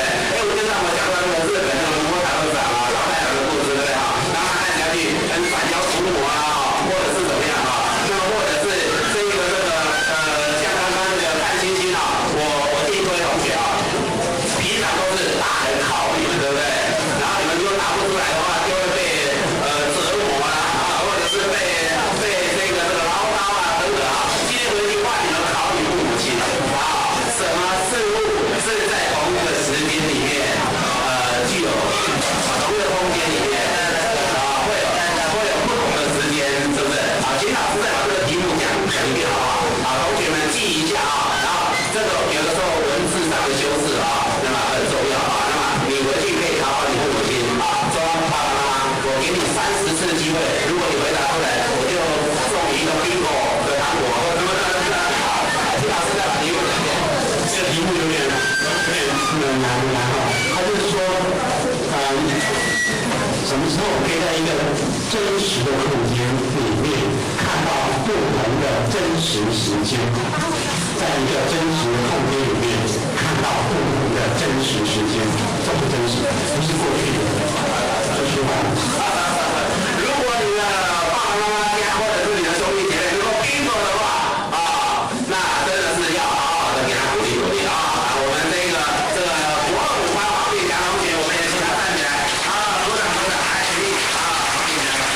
都蛮壮气的，而且是在4:05的时候准时说太厉害了啊！好，再让我们以最热烈掌声感谢自然老师从台中来跟我们见面，跟我们分享。好，请注意啊！4:20我们准时闭幕啊！4:18安静。等一下，不要讲话，谁先做，谁签名就延后啊。4:18的时候就会完毕啊。那如果你就会延迟了，就可能会影响到后面的啊。那现在签名，请中间这边好了，左边这一排，先来签名，开始。其他，请等一下啊，你们。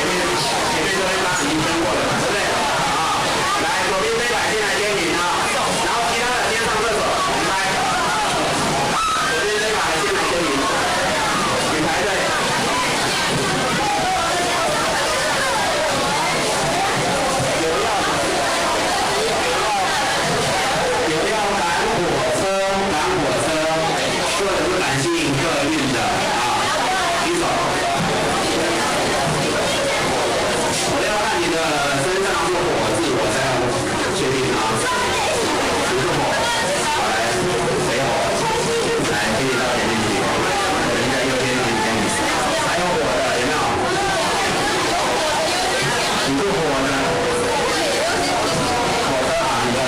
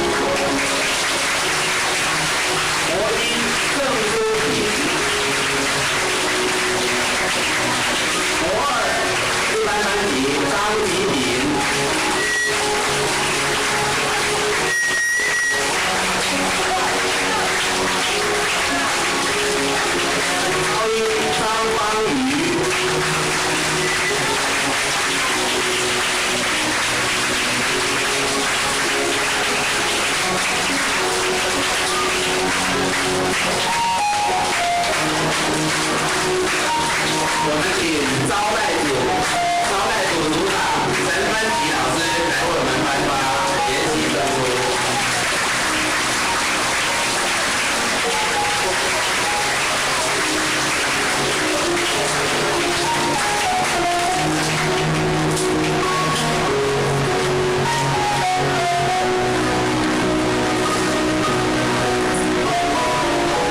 好，恭喜你们学业有成，3天回学营啊，非常棒的这一个享受啊！好，请回。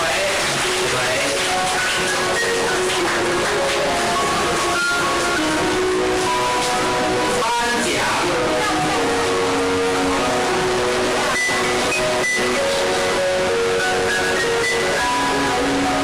首先颁发高中组得奖同学，第3名薛春雨、温馨敏、赵小涵，第2名王凯琳、潘继宇，第1名紧张10号是谁？卓嘉鹏。竟然第1名是一位男生。哦，他好像韩国歌剧了。啊，有没有卓嘉鹏的班级的同学？有没有？卓嘉鹏班级的同学有没有？好，我们请辛苦的这个文书资料组的同学来为我们颁奖啊！文书资料组的老师，我们请张馨云老师来为我们颁奖。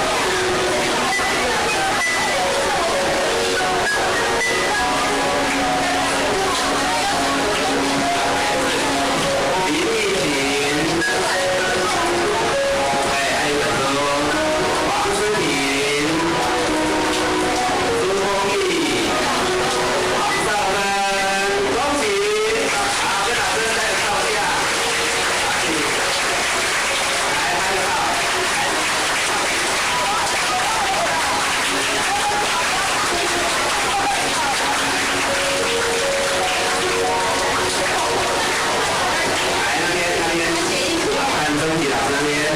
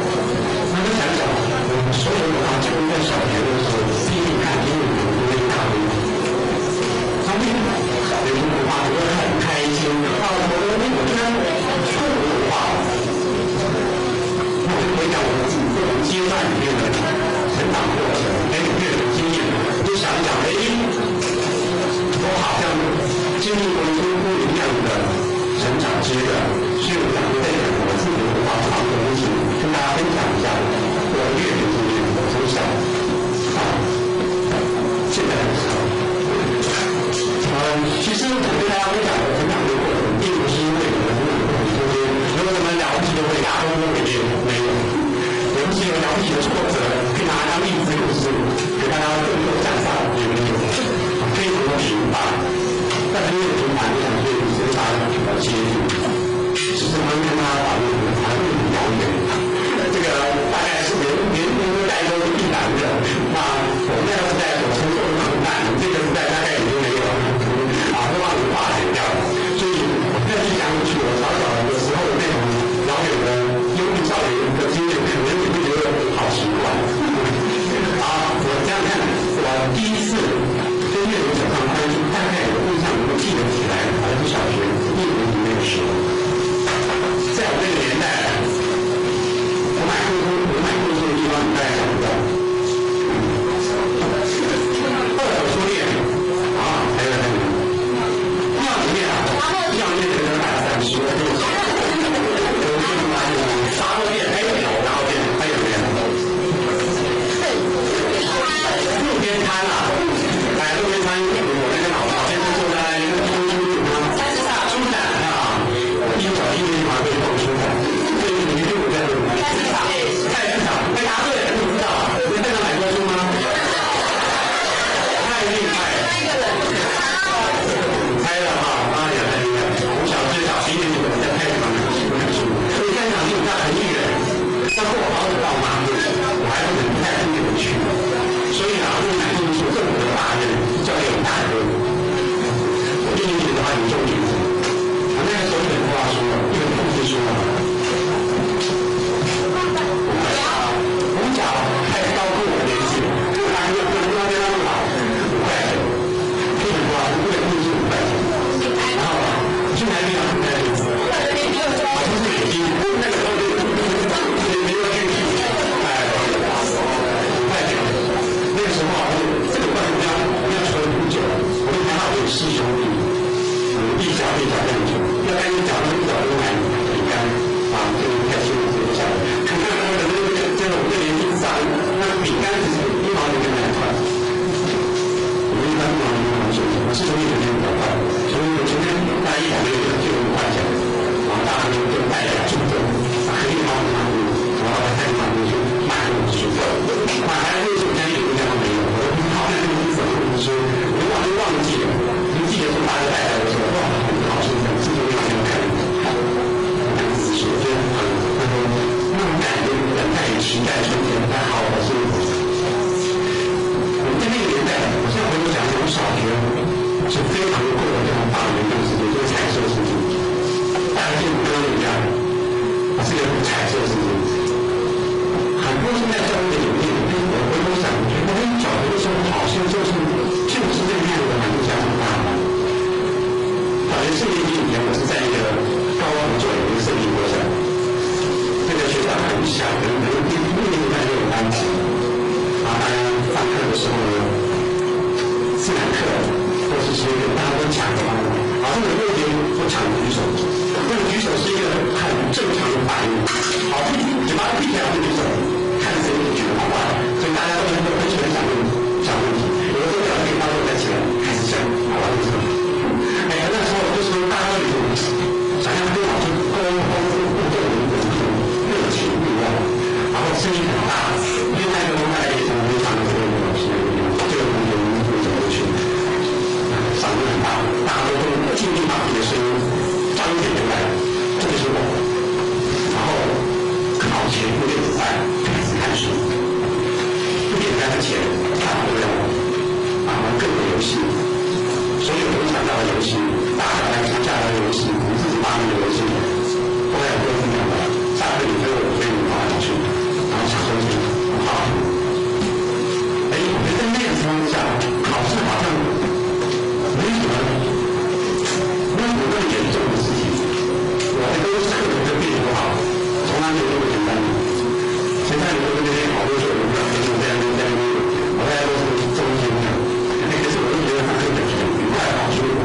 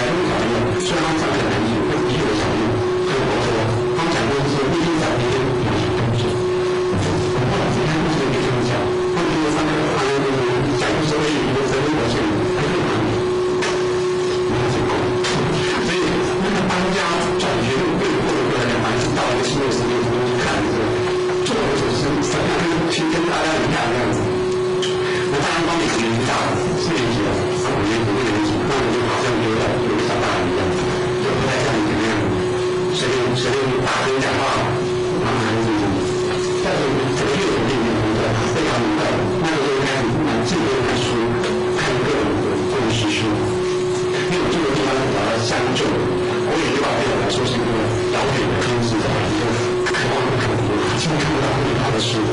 然后那时候买书就有这个大的店，大的店就是卖文具、卖什么东西，然后书就掉在那个上面拉绳掉在上面，虽然很困难，但是很有所谓。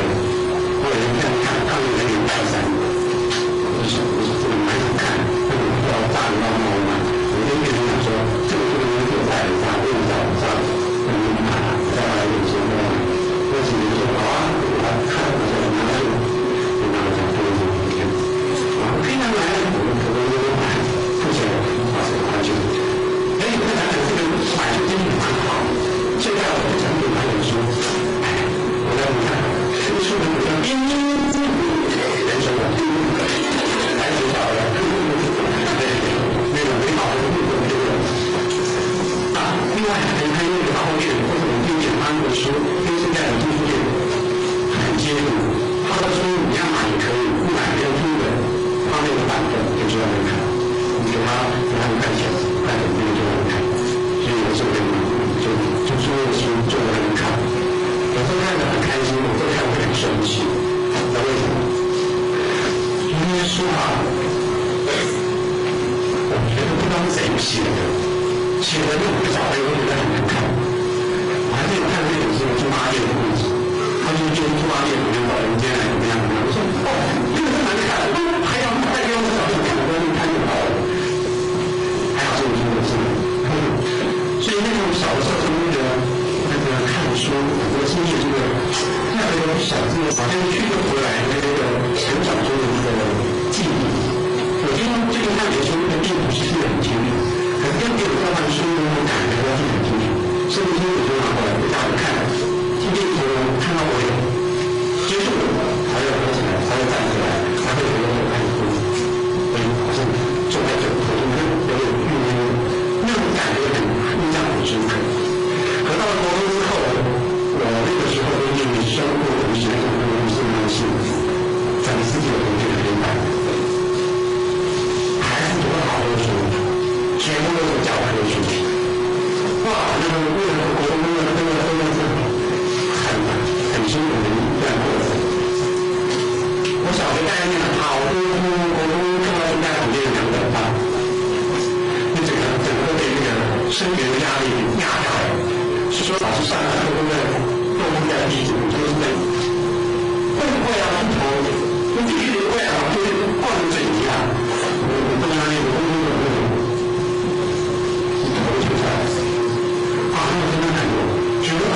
我第一次觉得大学温暖的国中的时候，每一次单身回家路上看戏，我就觉得好像真好。这个海，你不觉得说以后长大他都有事让你学起来？觉得那个生活跟他老师不同，现在人毕业都念书，还是有很多那个时候我早上8点到晚上6点我们都在改考卷。不是考试，被改考卷，该我们考的那个试卷吗？你交换给我，然后给我改考卷，我们再答案。我觉得人生像是山雨欲来，一片阴霾这样，压力很大。我觉得当你改很多完都失败了，再回到去考高中，参加联考，再要考那个事情。这个山雨中间，我一直说的是我交换的。所以就该考这个研究，才改后我受不了。傍晚的时候，休息下课去程中，我就走到学校隔壁了。我小很傻，没有点重，我还胆子很小，胆小的有福了。结果我下来要跳舞，我站在那个顶楼上面，看着天空，远远的云飘过来，那个云蛮和我的形式，在片片阴霾的大片的乌云一样。真的很有层次，很有前不见过的控制还有味道，那种跟着忧郁少年那种想不开的那种心腹的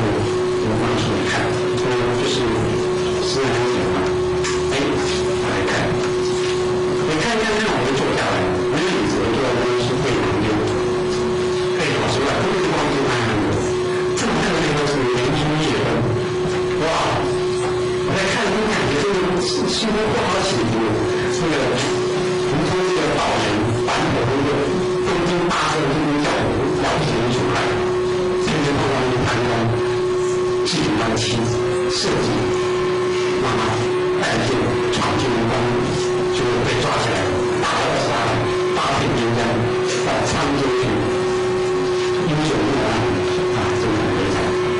现实中有叫他的好朋友，小说里面林冲有叫他的坏朋友，为什么让他长大了有陆千友？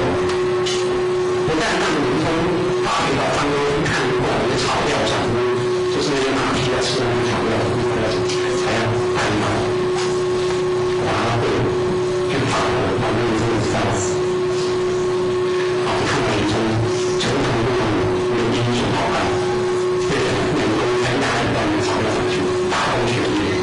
他的朋友在放上了，说还好，这个确实很英雄，大英雄找一个努力，然后英雄到结束的时候就会站起来，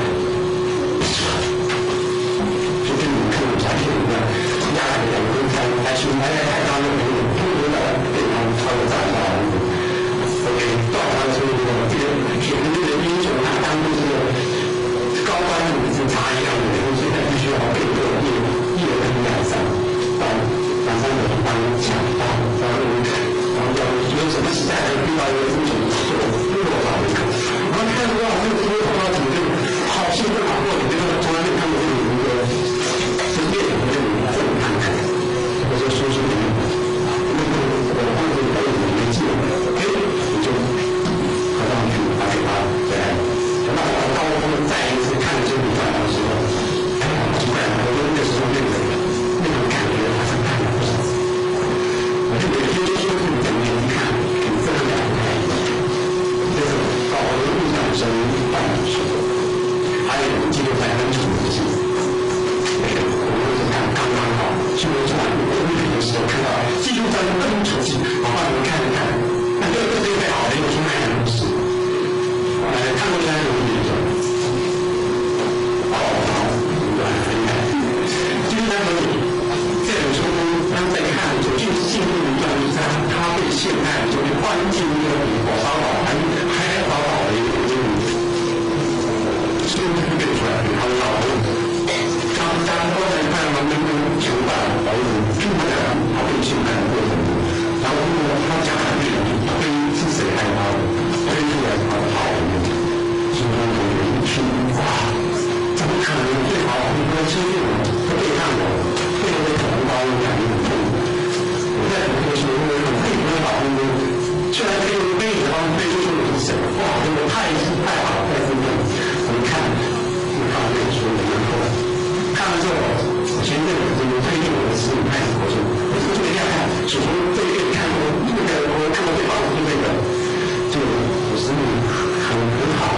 眼前的是把给大家看，然后看，我说啊，你很刺激，你不觉得吗？有吗？最好的新旧的书，现在什么都有啊，哪里家新华店都有啊，这个没有吗？我说啊，真的啊，我把这里带一个资历感比赛。那国中还有一本就是我们很温暖的一本书是《小太阳》。看过那个大妈太阳有时候觉得好温暖，就是那个子女有两个，他写他的三小节，第一集是杨氏和那个他的生活小事，我觉得哇，怎么有这么好的这么温暖的小人，能带两个这样相对的周刊，上课我们来看到里面就哇，真好。因为你是很懂得看书，那这样很办的就是我们唯一有的比赛，其他地方就是考试，读书。我小时候就能看书，我就能因为说的什么东西，时代的什么东西，情学是重要的，是说课本跟成功有关系。但是这些我必须要说好的是这个文章，我根本不知道我为什么是带这样子的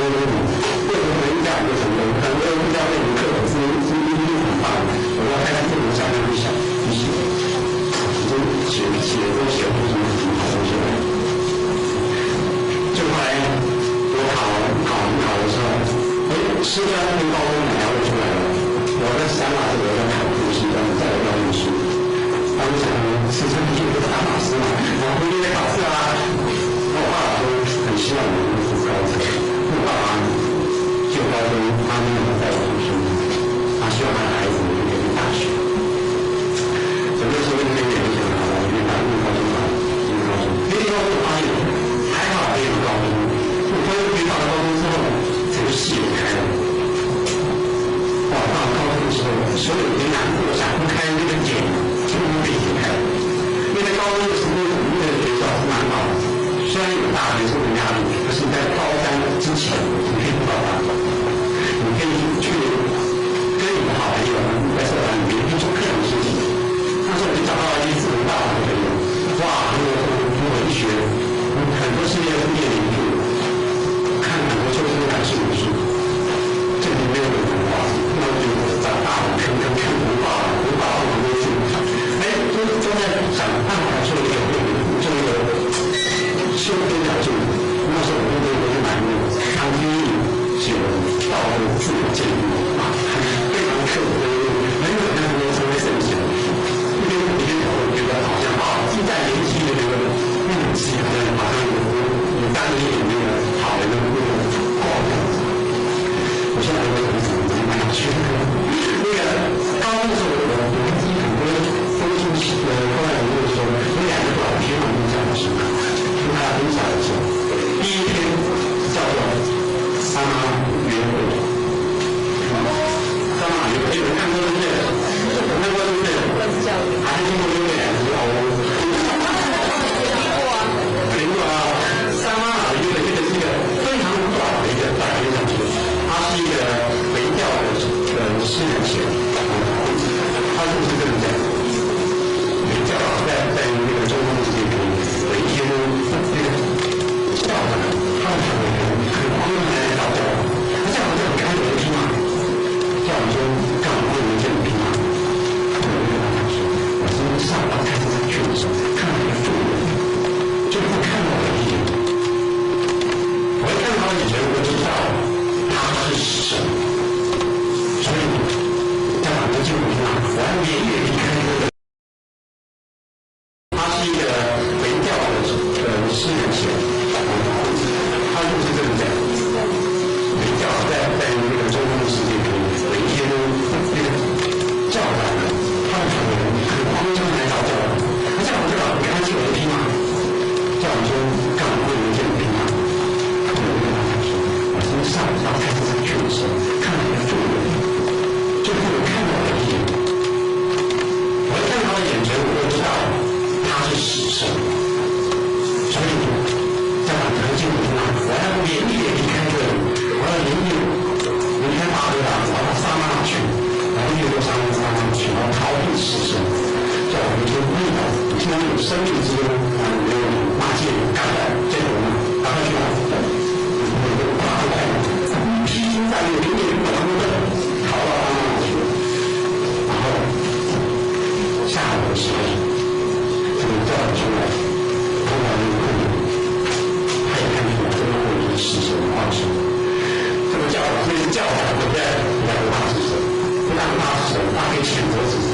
他就把死神面前跟他说：“哎，死神啊，你也太夸张了！你上午为什么在菜市场对我的妇人下他？你下他干嘛啊？”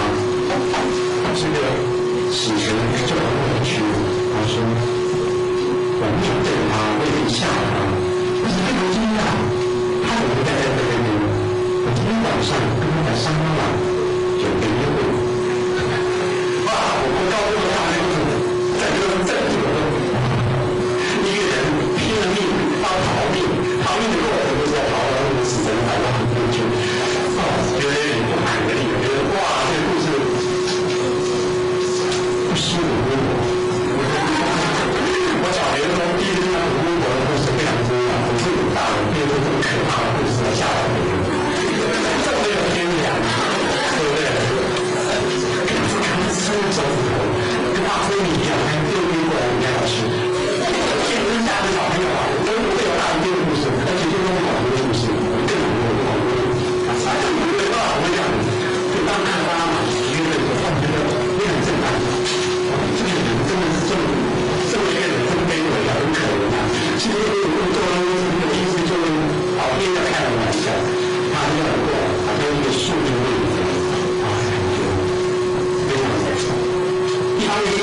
震撼他的议题，他会直接很欣赏他的小说写的很好。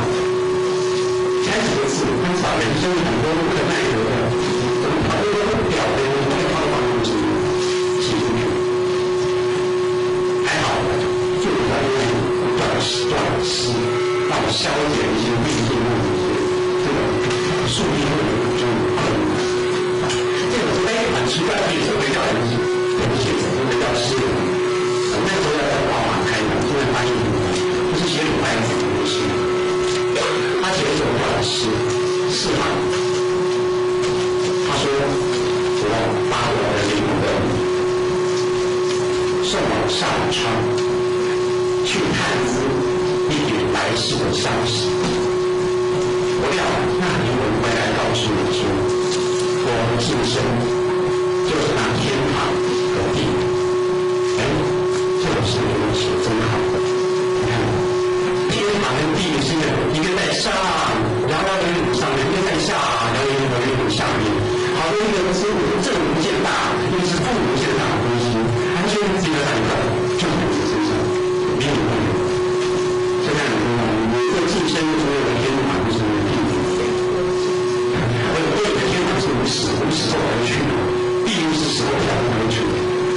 没想到说是不是这个没有听说就有天堂和地狱，是天堂和地狱都在我心中，但是这个事情真的挺事。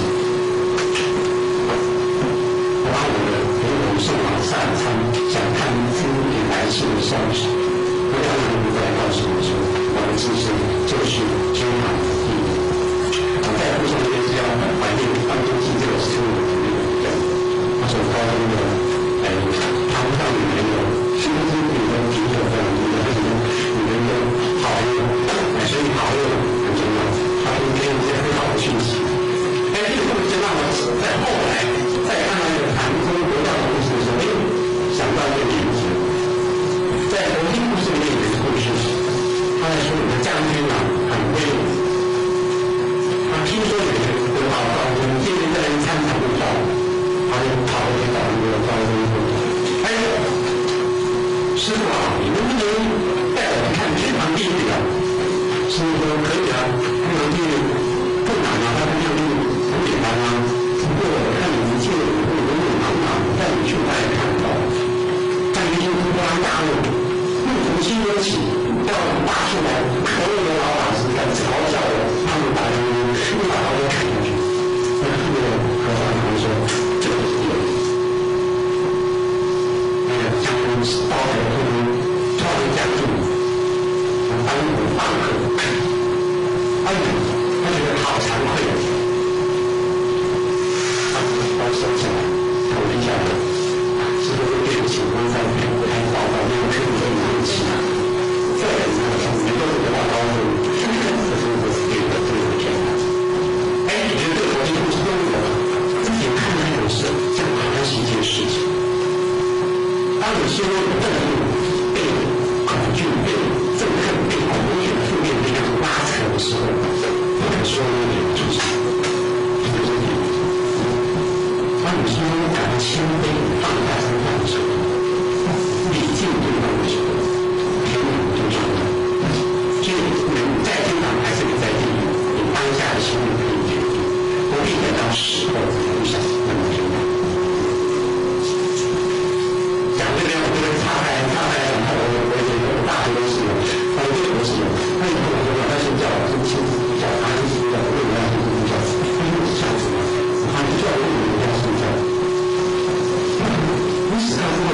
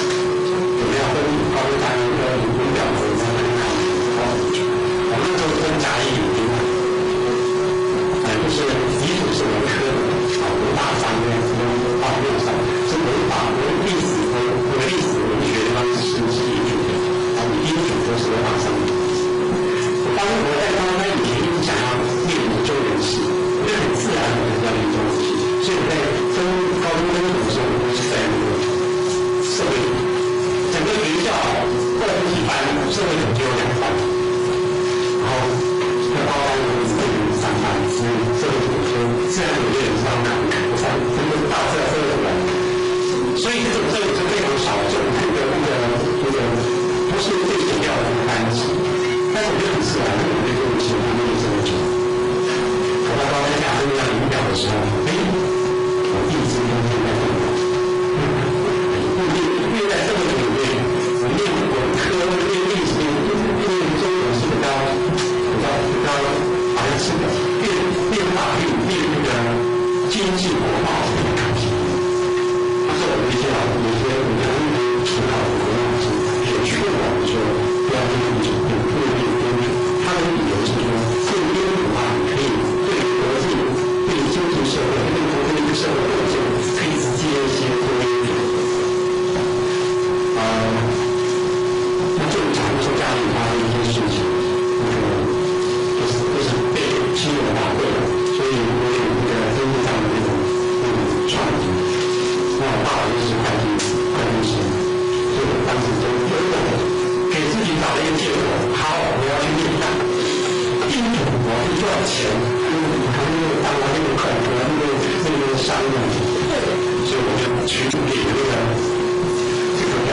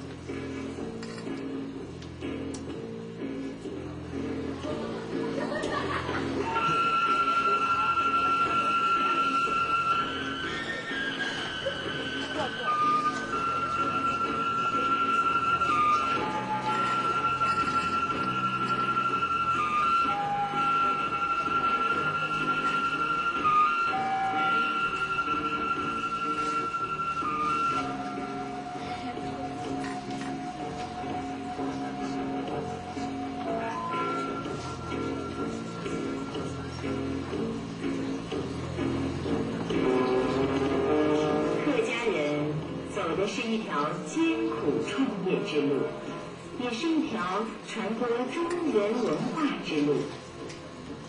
南来的客家先民多是书香门第、有名望的家族，历史上称作衣冠南下。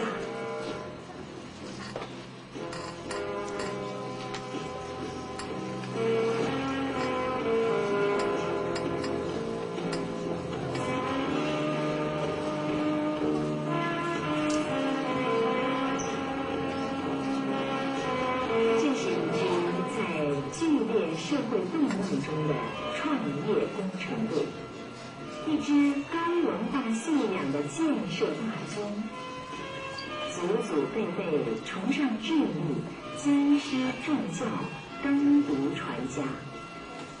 他们用源远流长、博大精深的华夏文化，刚健有为的民族精神，哺育代代后人。振兴修身，兴家创业，勤劳俭朴，自强不息。在这7万多平方公里，以前是人迹罕到的深山蛮荒之地，创造着辉煌业绩。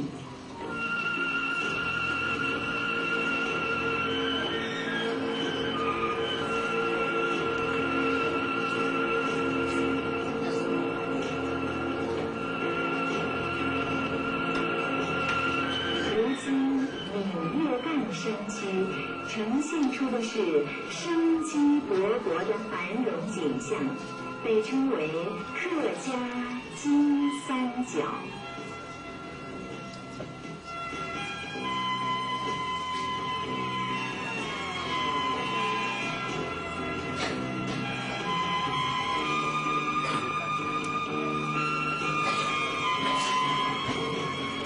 家人开发了金山银山，客家人还要漂洋过海。一部客家史就是一部前进史，从中原大地到南方山区，从农耕社会到工业文明，他们不停地走。7万平方公里太小，他们走出了山区，遍布大半个中国。960万平方公里不为大，他们走出了国门，下南洋，过欧美，踏遍了全球。凡是有太阳的地方，就有中国人；有中国人的地方，就有客家人。有人把他们比作亚洲的犹太人，中国的吉普赛人。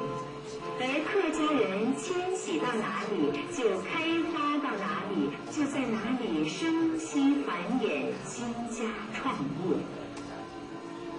千年做客虽是客，四海为家，处处家。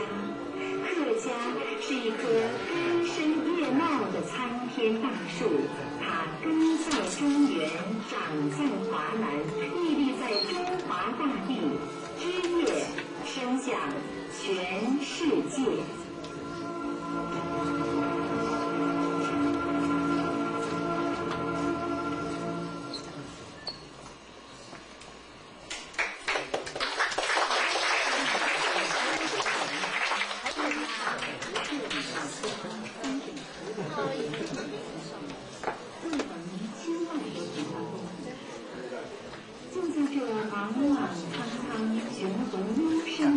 世界孕育了被称为特别坚强、特别优秀的炎黄子孙，中华民族极有活力的一个民系——客家人。他们承传了中原文化，弘扬着民族精神，创造着辉煌业绩，显现着特异风采。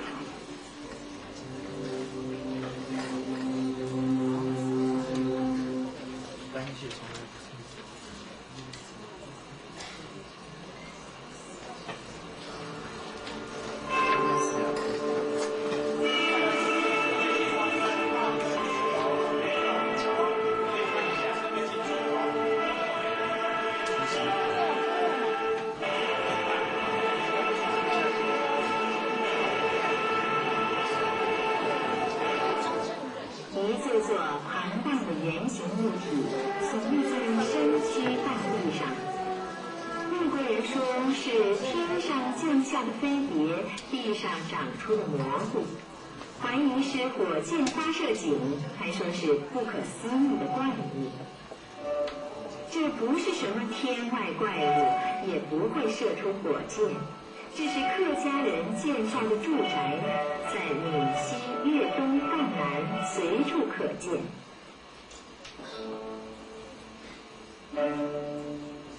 早在新石器时代，我们的祖先已经掌握了夯土建筑技术。商周、秦汉时期建造出了鹿台、姑苏台、万里长城。客家先民把这种建筑技术带到了南方。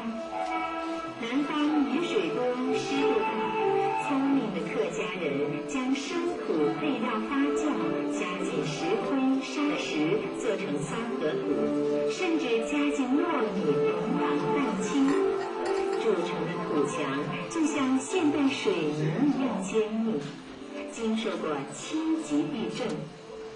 一把土到了客家人手里，凭得起简单的工具，竟能建造出如此神奇的作品，有檐楼、方楼、4点金、5角楼、八卦堡、围龙屋，这是一颗颗明珠。你不能不惊叹客家人的伟大创造力。不怪乎外国专家看了目瞪口呆，赞叹这是世界上独一无二的生土建筑，神话般的居民住宅。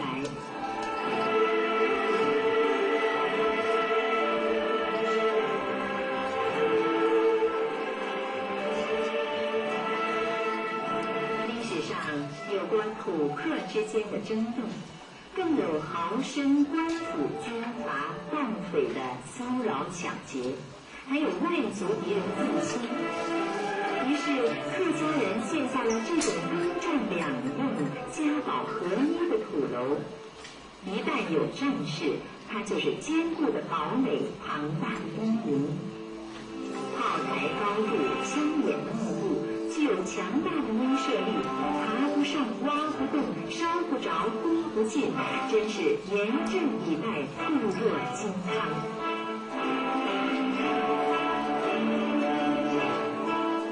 从外表的坚固雄伟、冷峻威武，形成强烈对比。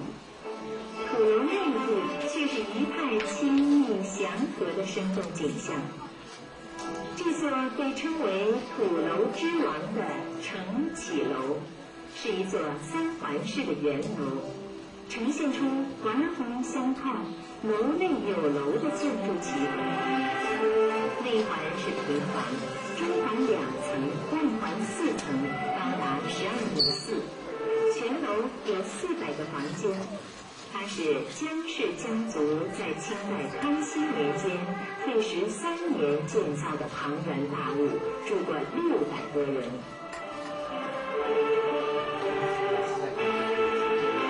客家人一向聚族而居，敬祖认宗。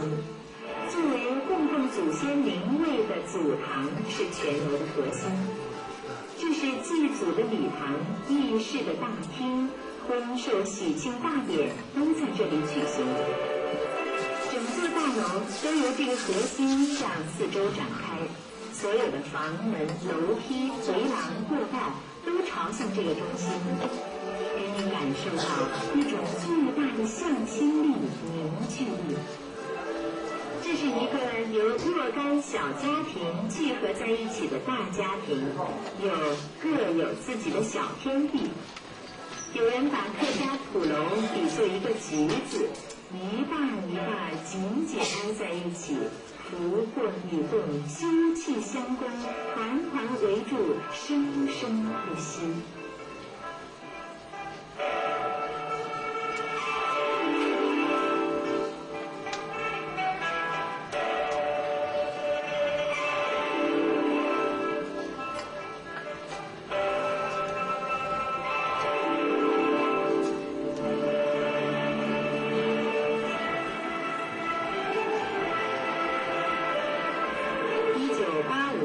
在美国洛杉矶举办的世界建筑模型展览会上，中国参展的3件模型中就有这座镇城楼。这是一座2环式中等圆形土楼，内环2层，外环4层，共有216个房间。正中是一座高大的祖堂，立有4根高达7米多的圆形石柱，加上周围用生铁铸成的精美栏杆，看上去雄伟端庄、富丽堂皇。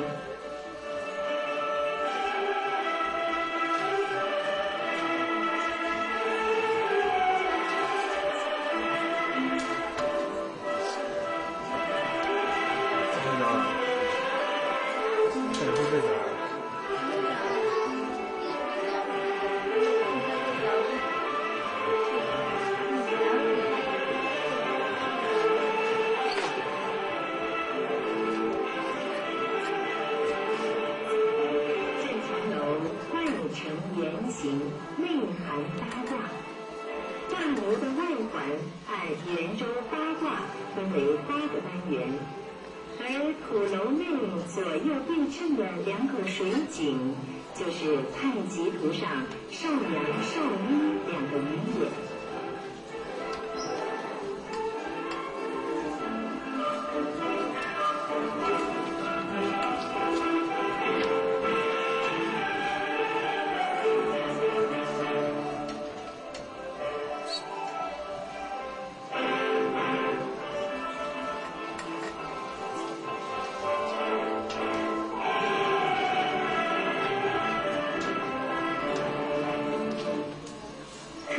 土楼中比圆楼更多的是花楼。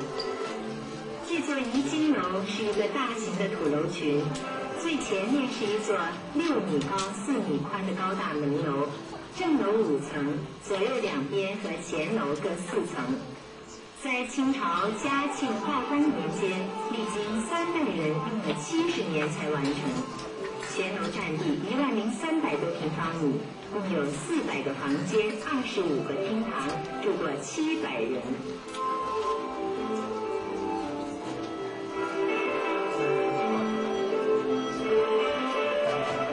客家土楼，圆是天的象征，方是地的象征。而围龙式五凤楼则是天圆地方的综合体现。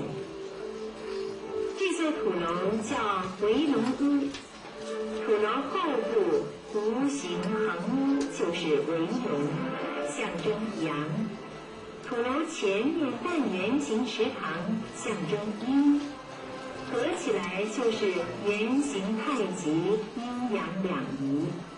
包在太极两仪中间的五凤楼是方形，人们居住在这个天圆地方的小宇宙中，体现天时地利人和三才合一。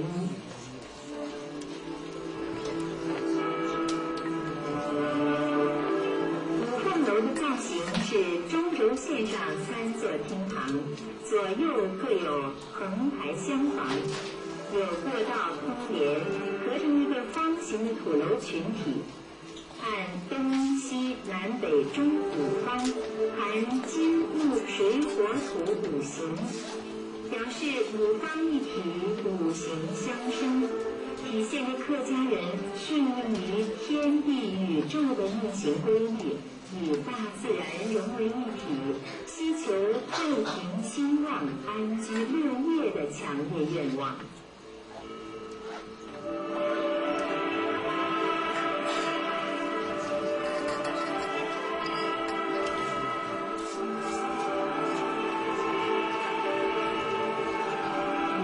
土生土长的土楼遥遥相对，有一座风格奇异的洋楼，这座楼叫做莲芳楼，它在梅县的白峰镇，是旅居海外的客家人在30年代回到梅州建造的。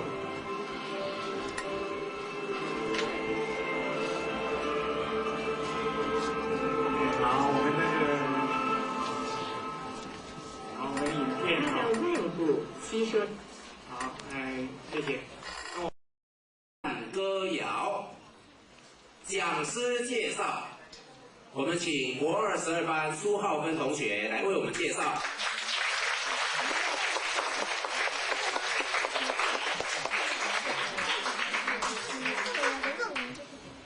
各位老师、各位同学，大家好，我是国中2年12班的苏浩芬。今仔日是咱大家期待足久的文学营，虽然讲一定等半年才开始来举行，但是相信咱的心情还是都同款的快乐。今仔日咱邀请到真侪作家，其中第一节所要介绍的就是咱的客家老师董庆祥老师。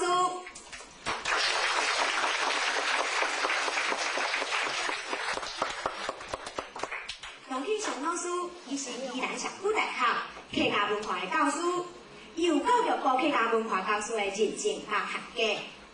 然呢，伊阁是南门港树林雅集2号的头手员。上重要的是，伊阁会晓太极气功。来，全力发挥，金家独立，向如意合掌。我已经回去啊啦，今嘛请咱的董庆祥老师来给咱介绍一下。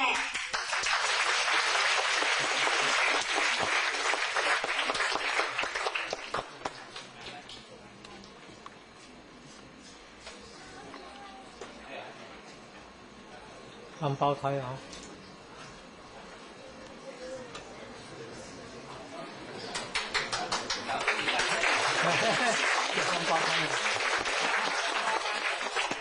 双胞胎，2位才女双胞胎。好，热烈掌声迎接童庆祥老师。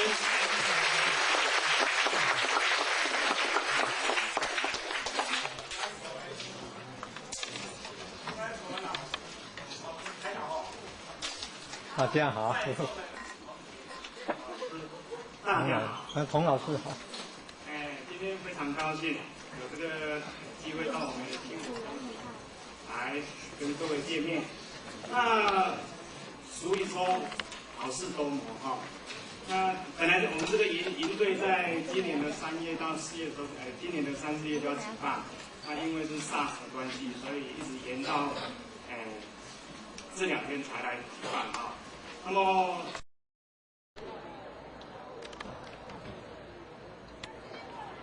这是谁的？哦，太老师了。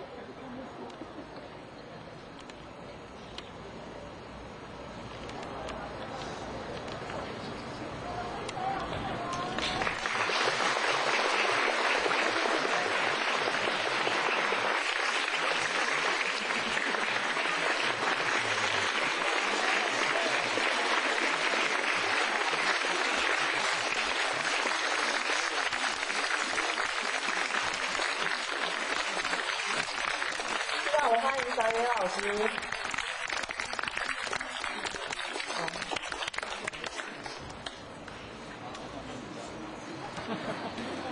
是呢，接触到先生的时候呢，我是在《永之声》这本书里面，当时我就非常强烈的感觉到，老师对于人物性格的描摹呢，有一个独到的功力，就连没有个性的性格都能描写得非常精湛。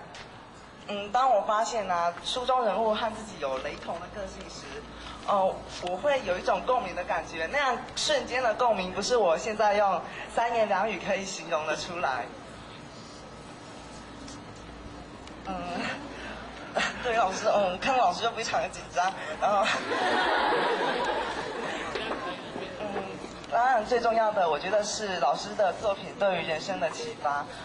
我觉得当故事一开始的时候，故事中的主角啊，都会做茧自缚，然后把自己包在一个小小的茧里面，然后不断的去寻找自己的利益，自己人生的利益，然后寻找自我，然后当我在看书的时候，我也会把自己包在一个小小的茧里面，寻找自我，体会书中人物的感觉，然后让我自己也跟着书中人物的蜕变成长。当我在看完书的时候，也感觉到自己是变成一只成蝶破茧而出羽化的感觉，真的就像是一场魔术一样哦。然后其中的虚虚实实，然后我实在也搞不太清楚。那我们现在就请小野老师来为我们介绍他魔术的技巧。谢谢各位同学讲那么精彩啊！我刚刚来到嘉义的时候是飞机差点搭不上，跑到那个柜台，他说剩下最后一个位置。他那个位置就坐在那个飞机的那个驾驶后面，空中小姐隔壁最后一个位置你要不要坐？你要面对所有的那个乘客。我说没有关系，等一下我也要面对很多人，所以我先试试看坐在很多人前面什么滋味。所以我来的时候差一点没搭上飞机，不过上帝保佑，我终于来了。我搭最后一个位置，面对所有的顾客，假装眼睛闭起来没看到大家，飞到这边来了。然后今天这个场面真的很特别。我刚才在来这边的路上讲说，其实我已经很久没有演讲。然后我最近的一场演讲是去德国，有一个法兰克福，去跟德国一个国际书展的德国现场的国际观众讲一个台湾的文学跟电影的主题。讲完之后，我就把台湾的主题带到这边来跟你们分享。所以我也非常高兴。选择你们学校，你们学校真的蛮特别的。你看刚刚的开场就知道，我从来没看过这种开场这么慎重的，有点把我吓到了。我也知道你们非常热情，因为前面有一次本来是 SARS 没有来成的，我就收到一些同学的来信，然后卡片，我看了非常感动，想说下一次如果再办的时候，就算再忙也要来。所以果然等到今天，其实我是非常忙的。那我想说又不能不来，因为实在不忍心看到各位失望的表情，所以我就来了。那我想来这边就希望跟大家分享一些共同的经验嘛。那我们就开始好不好？在场有些人要发问，是不是 ？OK， 好，那我们就开始。所以没有关系，各位不要紧张，你们就要开始吧，我们自由发问。都不是很执着的在仰视是不得不，因为家里有动物啊，对自己是一个很好的帮助，尤其是家里有小孩，这个动物可以分散小孩的注意力以及大人的注意力。这话怎么讲？就是可以分散小孩子对大人的不满意的注意力，以及分散大人对小孩子不满意的注意力，因为这个动物啊。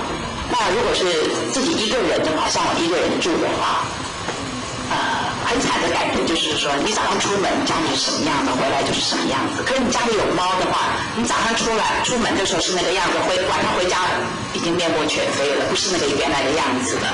你就发现拖鞋好像有人动过啊，那个什么可能有什么东西掉在地上，就是你会觉得说这个家是有生命的，而不是说你出去的时候这个纸是这样放的，鞋子这样放的，每天都是这样的，永远都不动的，就是你一个人在里面动。但是家里有了动物你感觉就是，比如说，你写的很高兴的那个稿纸被撕得碎碎的，不是扯破，是撕得碎碎的。他用牙齿去一点一点撕成一个小块、一个小块、一个小块，你拿起来想拼接都无法拼接这就是用稿纸写作的缺点。不过不是总比，其实跟用电脑抄了以后完全不见得效果是一样的。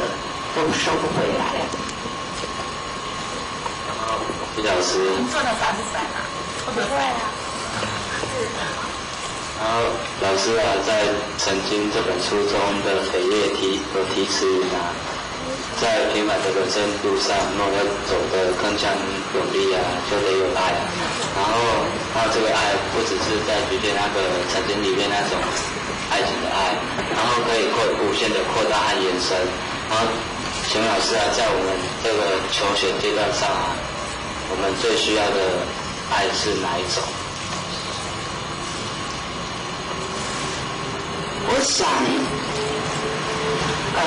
其实不是哪一种的问题，而是说，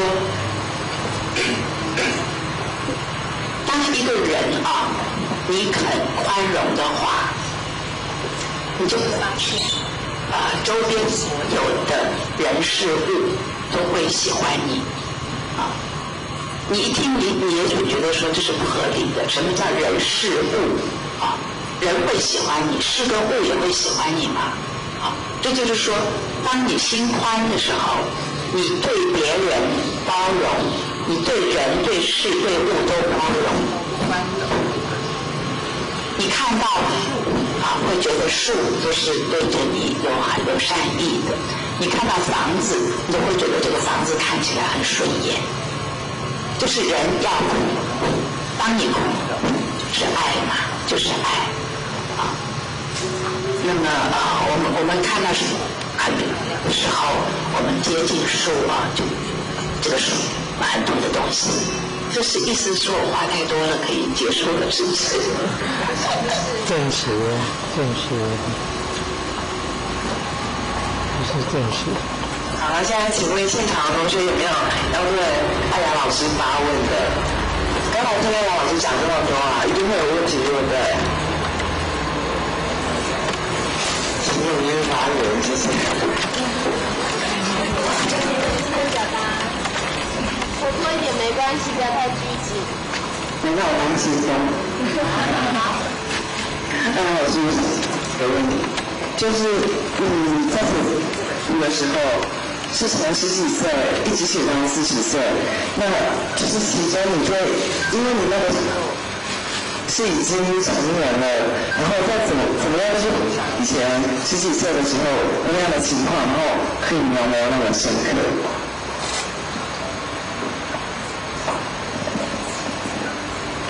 我一直相信一个好的写作，他必须要是有天分的。天分之一就是记性要好。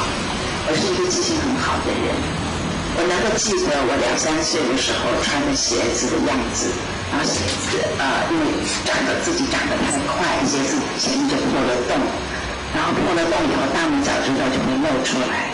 露出来以后就很不好意思，因为脚趾甲没有剪，脚指甲没有剪露出来的话，又特别容易吸到那个灰脏东西。我记得那个时候大概3岁多了，因为那个时候是在台湾啊，我是生在大陆的。我就记得我小的时候常常蹲在地上，用手去抠，破了的鞋子露出来的大拇脚趾那些脏东西。有的时候抠不干净，就去地上捡人家那个以前是用火柴烟啊，还不通行，把人家那个火柴棍子折断。用那个火柴棍子去抠指甲，都记得很清楚。然后还记得说，那个手很脏嘛，不抠的那个，一直这样搓到最后呢，当然就是要在屁股上抹一抹。都记得，记性好对一些讲是有很大的帮助啊。那当然，每一个作者自己的一些方法啊，都有一些自己的。因此对记忆的辅助以及大概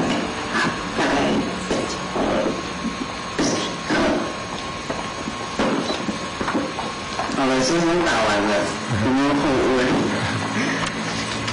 大家可以提一些问题啊。还是老师有没有问题？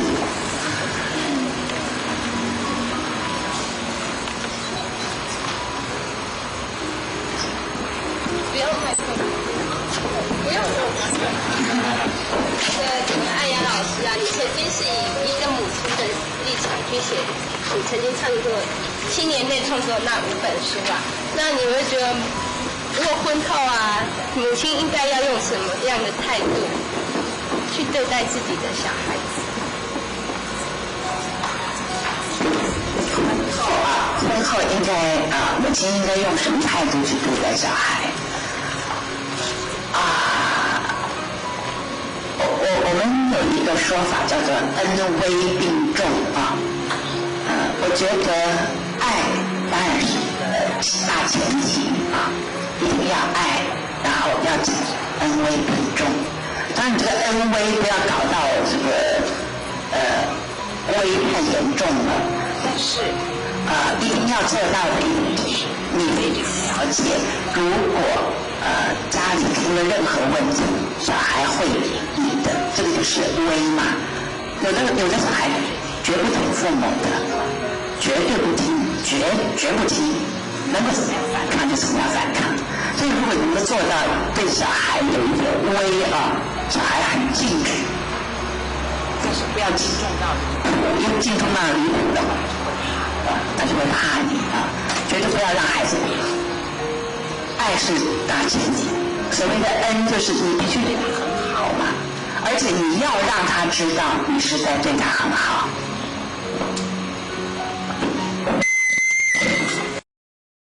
让文学的梦分享讲师介绍，我们请高一5班，对不起，高一5班蔡伟军同学来为我们介绍林凡平老师。老师以及我们时尚学本的石头老师，还有在座的各位老师、各位同学们，大家午安。午安。好，那今天呢，我所要介绍的就是在我旁边这位英俊又潇洒的李展平老师。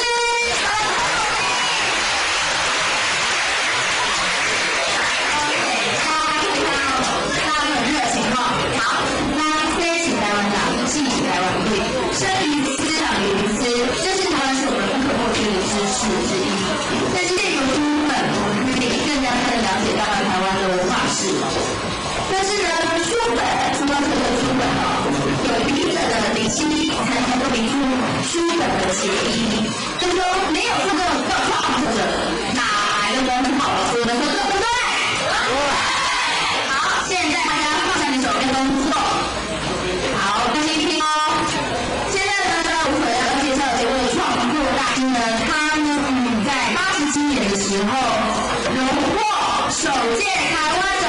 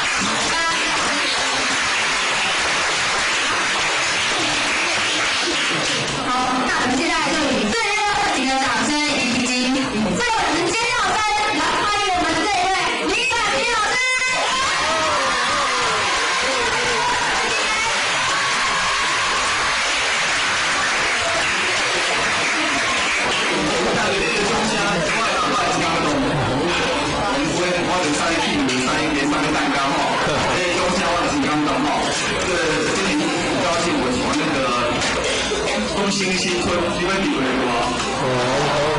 开车啊，然后到咱大里面跪下来啊，我去看到你们各个生龙活虎啊，一个比一个好，今天几个用哈，而且难得你对这个所谓文化文学的领域这么喜欢，这么的有兴趣哈，所以今天老师教我所学的，我们这一生中比较重要的经验跟记忆，跟各位讲一讲哈。那有多过什么东西？我们今天不谈太多无形理论哈。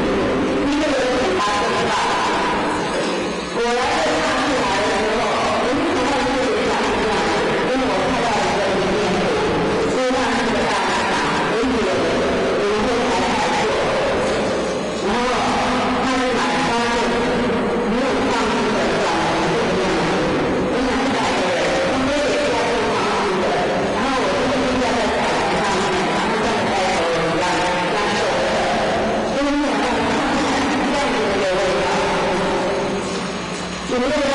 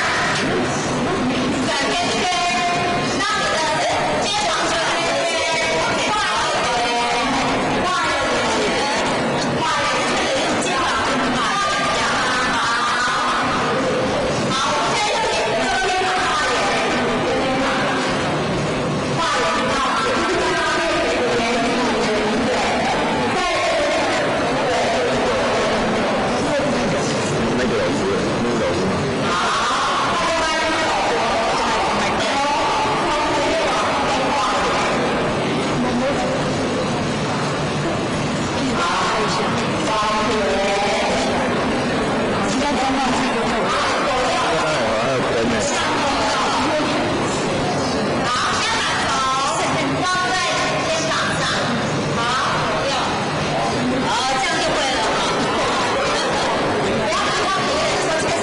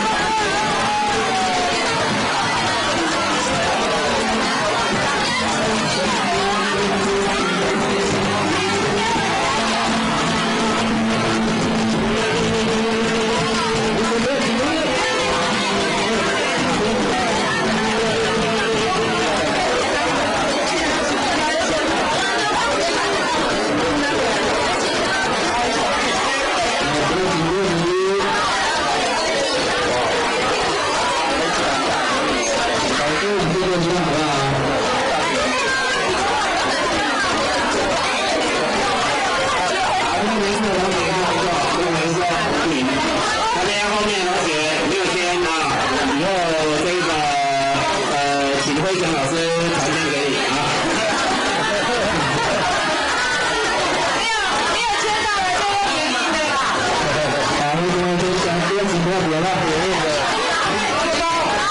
有印的一样生效了。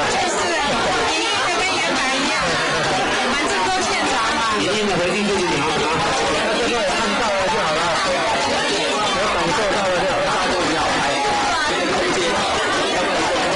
现在手上不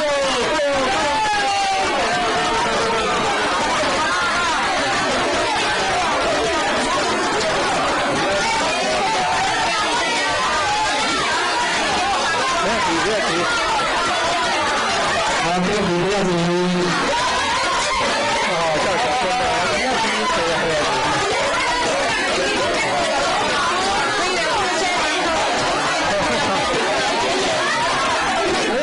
主唱老师看不到是吧？不要遮到啊，不要遮到那个主张。好，后面的同学啊，后面的同学，请你把你的本子啊，你要跟你本子写上你的姓名，然后我们旁边这边有文书的老师，你交给文书老师，我们请慧祥老师等一下到后面会请你会还你啊，写上姓名，请你的写上姓名，后面的你已经签不到了，就不要硬挤了，来这边你的统一拿过来，前面文书老师这边，对，写上姓名，就请回去，回去 OK， 好了，好，老师知道，好，写上姓名，保证你一定会签得到，你写上姓名，我保证你一定签得到啊。灰熊老师这个当然签的啊，他就不会停止啊。好，我们的同学盛情难却啊，好，现在写上姓名之后，交给嘉宾老师，或者是这个旁边的同学。冯老师好。今天非常高兴有这个机会到我们的新国来跟各位见面。那俗语说好事多磨哈。那本来我们这个营队在今年的3月到4月都，今年的3、4月都要举办。那因为是 SARS 的关系，所以一直延到这2天才来举办啊。那么我在2年前，就是说西元2001年的10月26号，也就在2年前的，跟今年来算的话是差6天哈。就说2年前的10月份，我也来到我们贵校。那么，所以今天这次回到我们新国中学啊，感到非常的亲切，好像是回娘家一样。哦。那么。我这次会到我们新国中学来，除了说有两个原因，主要的原因就是说，第一个，我被我们贵校的这个师生的这个热情所感动啊。我们新国中学的同学听到说我们要从宜兰来，那个卡片啊，我们今年现在应该是升上是国二12班啊同学有寄了好几张卡片啊，我非常感动，师生都非常热情。那另外，就是我们受到这个李彤老师的影响啊。李彤老师他讲了，他说，你不去的话啊，我也不想去了，因为宜兰到我们新营来那么远，我说，那我不去的话，他不来的话，那我这不是这个是真的这个罪人了啊，我担当不起，所以啊，我就很乐意的啊，我说那我一定去。所以我这一次能够成行，那可以认识李彤老师啊，也非常好，认识他，可以，第一个我们可以到这边来跟各位结朋友；第二个，帮他讲西口，然后闽南语说1讲2个帮他讲西口，我来了，跟着他吃喝的哈，有吃香喝辣，全省走透透。我跟他在我们台湾。国内他有很多演讲哦，那我有空的话，我大概都会跟着他，所以有人跟我讲说我是他的左右护法，左右护法，那么可以当他左右护法也觉得很光荣了哈，你就可以就身兼2副嘛哈，除了玩以外，就吃喝的也不错，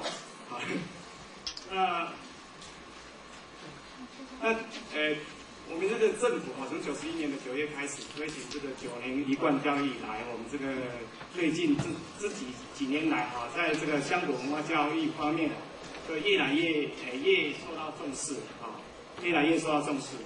那么这个在这个7大领域里面，那个语言是其中的一部分哈。那语言里面我们都知道哈，国语、英语，还有这个我们这个乡土语言。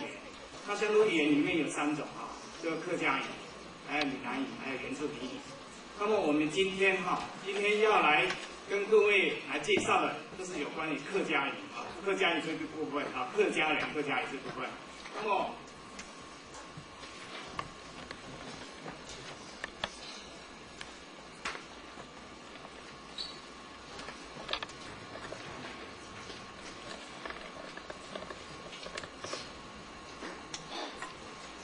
么我们今天大概就说今天各位同学可以看你们那个参考资料里面就我今天大概主要的这个100分钟啊，里面有4个单元第一个是介绍各从何处来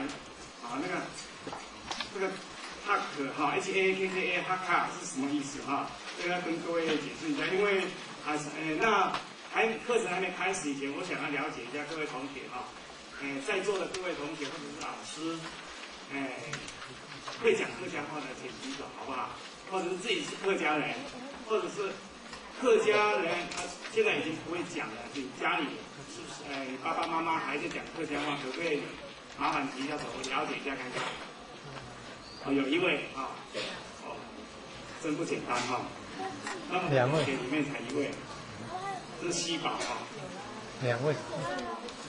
那因为那这么样这个客家话对于我们同学来讲，可能是会感觉到很陌生客家方面，大概各位同学大概想要了解说，那个客家跟我们闽南跟到底是有差别在哪里那我想说今天就利用这个100分钟跟各位介绍有关于客家方面的林林总总。但是因为这个题目客家文化客家文化包罗万象客家文化是包罗万象的。那么在这个课程里面只要这个客家文化是4个字大概如果在社区大学那边来上课的话，大概要讲1个学期就所谓文化，就是我们这个祖先这个先人祖先他的智慧在为我们要适应这个环境所产生各种那个他的在食衣住行娱乐。还有文化艺文这等等，那么这个包罗万象。那我们今天因为时间所限，我们就选几个比较有代表性的那个题目来这边来介绍。那首先我们看这个客从何处来？那我们今天要讲这个主题，那对象是就客家人。那么什么叫客家人？什么叫客家？那个客家人，我们闽南语说，K 啦，闽南语说 K， 闽南语说 K 啦。那客家语说客家人，也有讲到客人。那闽南语呢？人客，客人跟人客这同样是2个字那个顺序颠倒，那个意思是不一样的那这个 HAKKA 哈卡是这个英文字，这个哈卡那我们现在讲说，你如果说像我把它翻成说哈克，哈克，那你哈克的话，那我们现在不是有流行一种说我要哈日哈洋哈西洋哈日，那我们今天这个100分钟我们就来哈克，对我们的客家这一部分来哈克那我们就客人。那简单的说，为什么叫客人？这客家人他是如果说照字面来讲的话客你为什么你会客？就是说你是来做客的啦，你是比别人后到，一定有人比你先到，那你是人家是什么那个是先入为主后来为客。如果按照字面上讲是说，客居他乡而以为家，先入为主，后来为客，这我们从那个字面上这么来讲那我们这个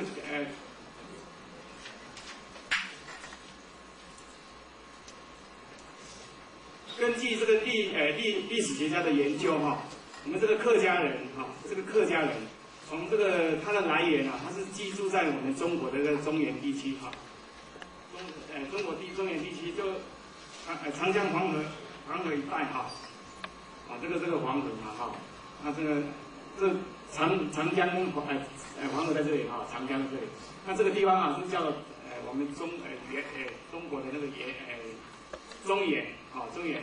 那么他这个客家人的祖先啊，他起先是从这个中原这一带，他本来就在这个中原的地带。那么他经过这个好多次啊，就总共大概在研究上大概把它分成5、6期哈，就是从那个宋朝啊、元朝、明朝那一路下来，他从这个中原的地方，那么就一直南迁，因为兵荒马乱哈，他为了要求安定，他就从这个中原地方就分批的啊，一次一次的这样从这个中原地方这样南下，那么下来到哪里呢？那下到这个我们那个福建嘛、闽嘛哈，那还有江西哈，这个江西还有江西、广东好，那么这个客家人呢，他从这个中原地方搬到这个南部来以后，就在这个闽西跟赣南还有粤东这一带啊，这个三角地带啊，它就形成了一个客家民系哈。这个1000多年下来以后，它在这边就形成一个客家民系。那么这个客家民系啊，这个人数大部分都是集中在这一带哈，这一带。那么这里的客家人因为环境的驱使，这个人口越来越多以后，那么他还有跟这个附近这一带还有我们说闽南人啊，闽南其实我们一般讲到河洛的人哈，河洛人或者福佬，那闽南人现在有一些学者他们的看法是说，闽南人并不是说能够代表，因为客家人应该老实讲可以叫闽南人，也有这种争议啦哈。那一般我们现在讲说河洛语啊，河洛语或者福佬语，那闽南语的话，这个还是有点争议哦。这个就讲说闽南人就是河洛人，这个也有这一方面的争议存在啊。那么他跟这个闽客之间啊，这个种族之间呢，总是会有一些摩擦嘛。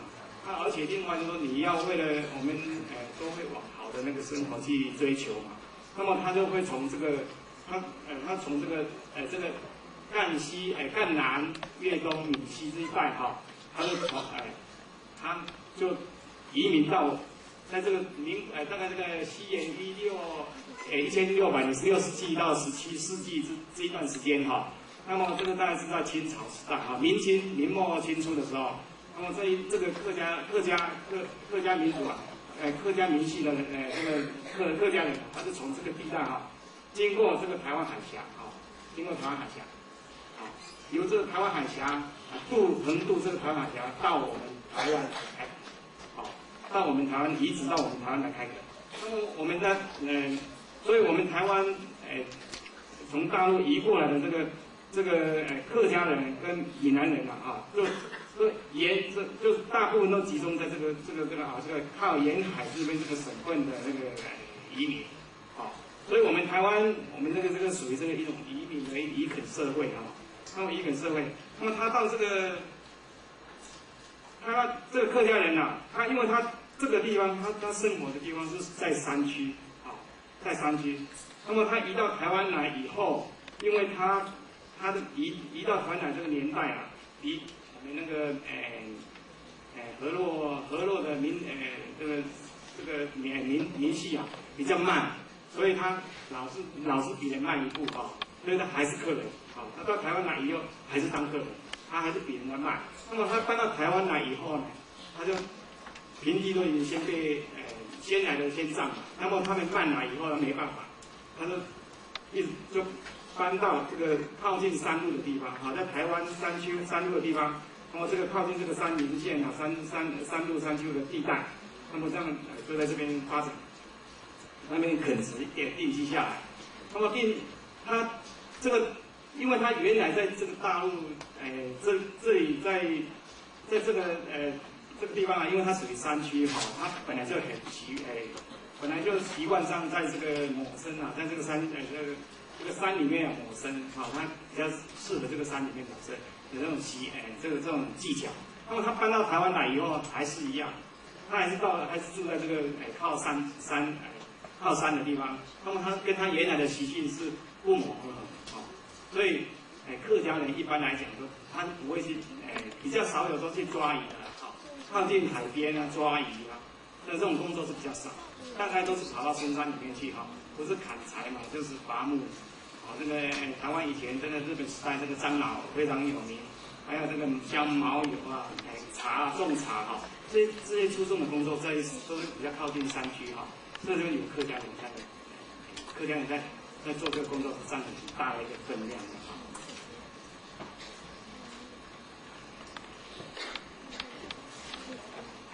那么这张图哈，就是讲说我们这个客家民系啊，从这个中原大陆这个地方南移以后，然后它再经过到往西哈，到移民到国外去，它像那个马来西亚、泰国、越南啊，这一方面很多华侨也是都从大陆这边哈这边过来的客家人非常多。但是这个客家人在这个世界上这个分布啊也是很多哈。那像这个哈，这个路线是从这个赣南闽西粤东这一带啊，它就移到我们移到台湾来这个哈，这个红色的这个就代表它的它的这个整个一个移动的一个路径的哈。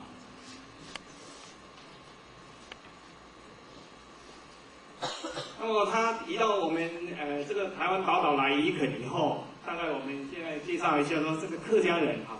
在我们台湾的一个大概的一个分布哈，那么客家人在目前来讲，大概客家民系的大概有，依据调查，这个可能数字上是有一点争议哈，就没有说一定很那个准确度怎么100%没有影响哈，这个大概哈，就说大概有400到500万人在台湾，现在目前，也有讲到350万到400万，也有号称400万到500万。那么这个人数大概占我们现在目前2300万里面的大概15%到20%。它仅次于我们那个河洛民系的哈，河洛民系大概再加上我们原住民，还有那个从大陆撤退以后来到台湾的，这么加起来哈，它在客家民系大概占20%，顶多是大概占20%哈，大概有400万人左右哈，大概这个数字大概有这个概念的哈，大概占20%，占台湾人口哈。那么它在台湾人口里面，它整个一个大部分的一个分布啊，就它怎么来区分哈？怎么来区分？那我们就以讲这个客家话这个腔调哈，讲客家话这个腔调来区分。那么我现在举一个例子哈，就是说我们台湾这个客家人啊，他也有很多腔调。从大陆过来的时候，因为在这个大陆原乡啊，它本身那个腔调就非常多，客家语里面那个腔调都非常多。所以到台湾来以后，我们就根据这个腔调的区别哈，在台湾那个分布啊，把它大概就是概率上的把它一个分布上的一个区别哈，那假设说我说大家好哈，大家好，开打后，这个腔调是属于四线啊，就大陆那边四线腔啊，以腔调来分的话，这个叫四线腔。那台大哦啊，台大哦，这个就是海陆风海陆腔，啊，这个是海陆。刚才那个是四线，另外有一种那个叫做大埔腔，大埔腔在我们台湾这里是在属于中部的那个东势那边哈，新社东势，这一带就叫大埔腔哈。那也有饶平腔，好，那诏安腔，那么为什么这个所谓这个诏安啊、饶平啊、大埔、海陆四线，那么这个是根据这个，就依据那个在大陆它那个地名哈，那个地方，四线就是那里有4个县嘛，那个4个县，那根据它地名的来的腔调不一样，那么来区分的哈。那四线腔，在我们台湾来讲，大概以那个桃竹苗哈，桃竹苗这个北部哈，就北部我们台湾的北部就这个这个是苗栗嘛哈，苗栗、新竹、桃园、台北。那桃竹苗这一带啊，这里，那其实这个地方应该是要漆跟这个颜色是一样的，这个地方那错了哈。说桃竹苗这个苗栗跟这个桃园这一带啊，这个是属于四县腔啊，四县腔的特语系。那么还有这个南部屏东、高雄、台东，这个是讲四县腔的啊。那么在海陆方面，就也是集中在北部，因为北部这个桃园、新竹跟苗栗啊，是属于我们台湾省，我们国内台湾的那个客家民系里面的一个大本营，就在这个北部啊。大概现在人口最集中的大概就在客家人口最集中在这个北部啊，还有一个是这个南部的高屏地区，这个是比较集中的部分。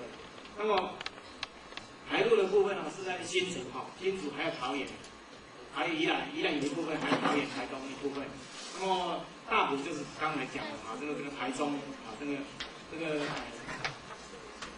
台中这个东势啊、新社、神冈啊，有这一带啊，新社石冈啊，那这个饶平在新竹苗栗也有，还有中立也有一部分。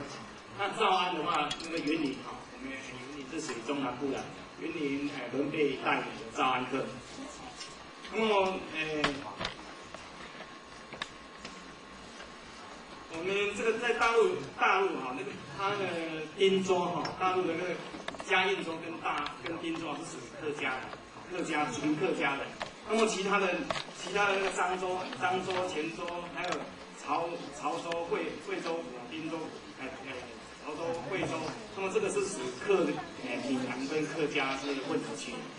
那么他这个由这个区域进来的人，他移民到台湾以后，他们也讲原来他们自己的母语啊，自己的腔调。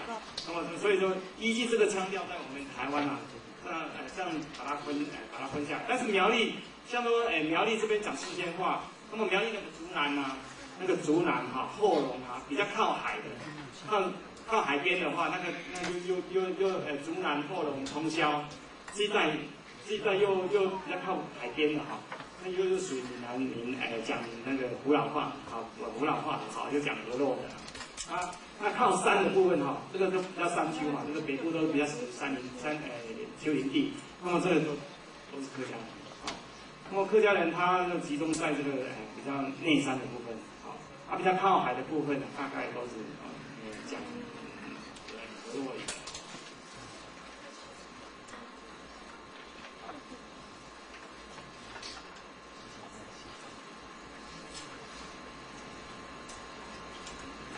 这个我们这个客家族系在台湾的分布，大概以上大概这样介绍哈。那么介绍再下来哈，我们刚才我们也介绍说，这个客家文化这个内涵的这个考核项目是非常非常的多哈。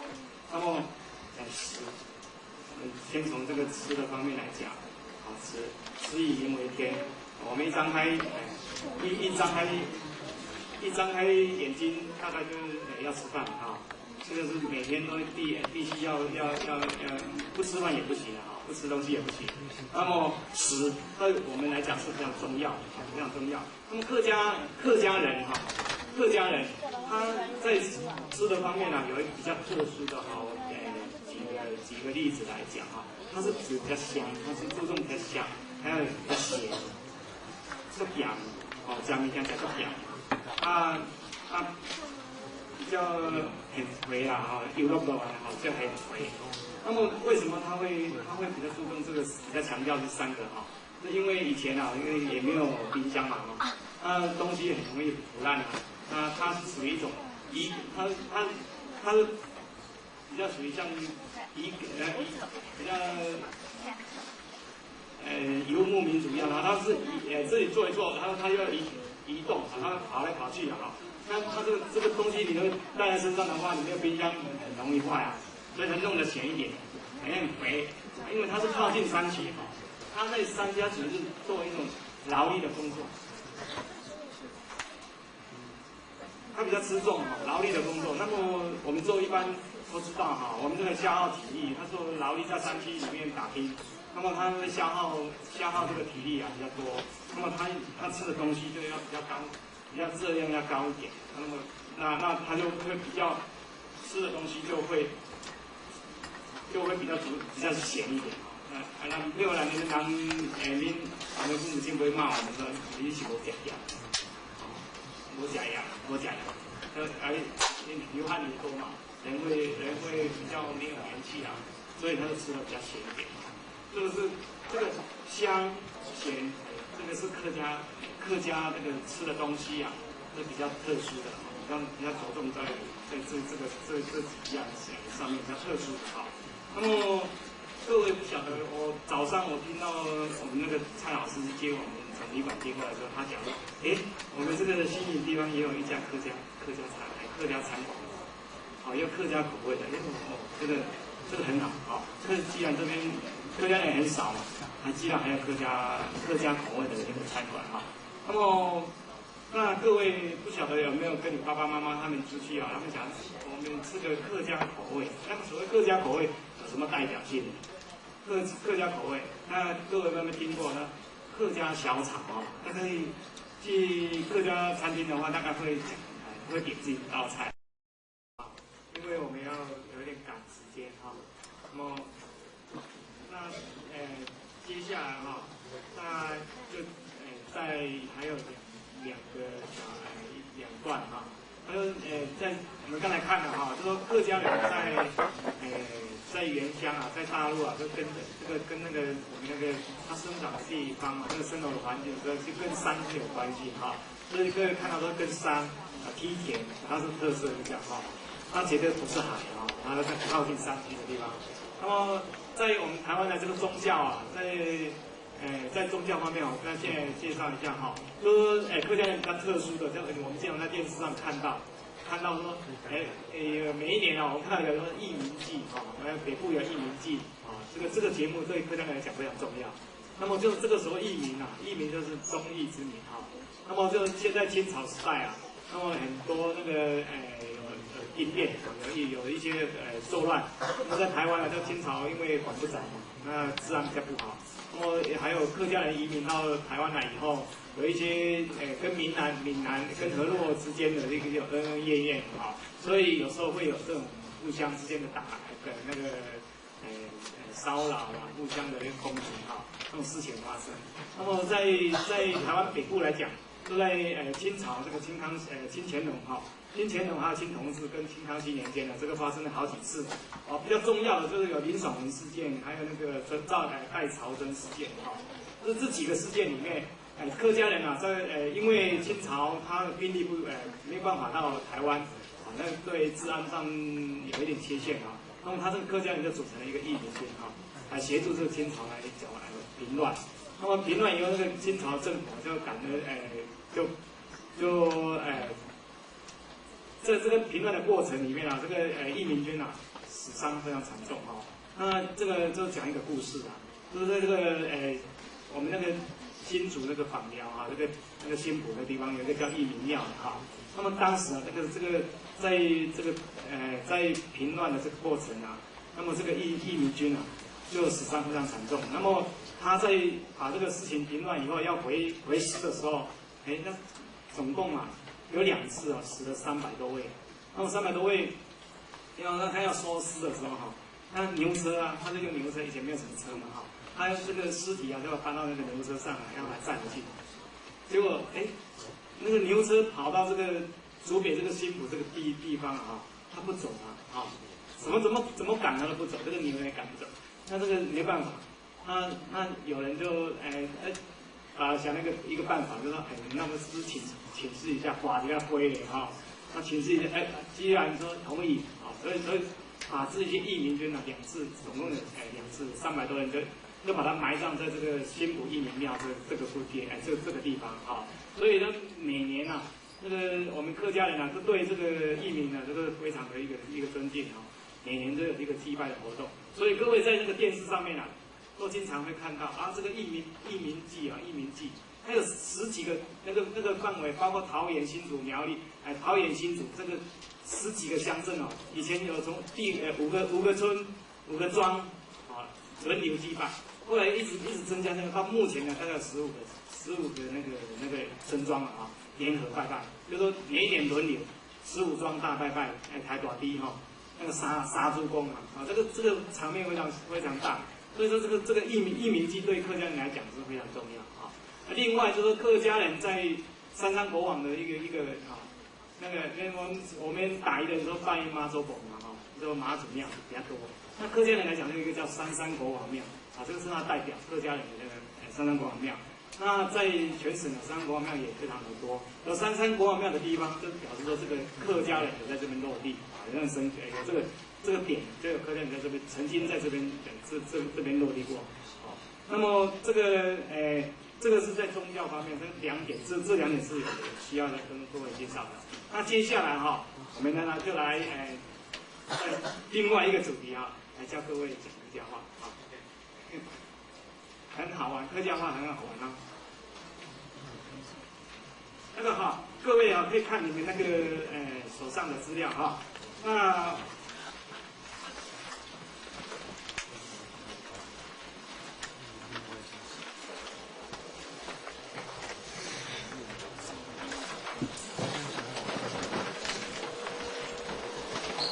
好好学哦，等一下我要抽问哈，他答对了哈，有奖品。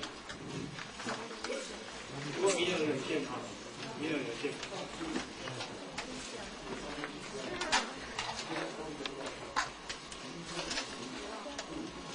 好，各位那个手上看哈，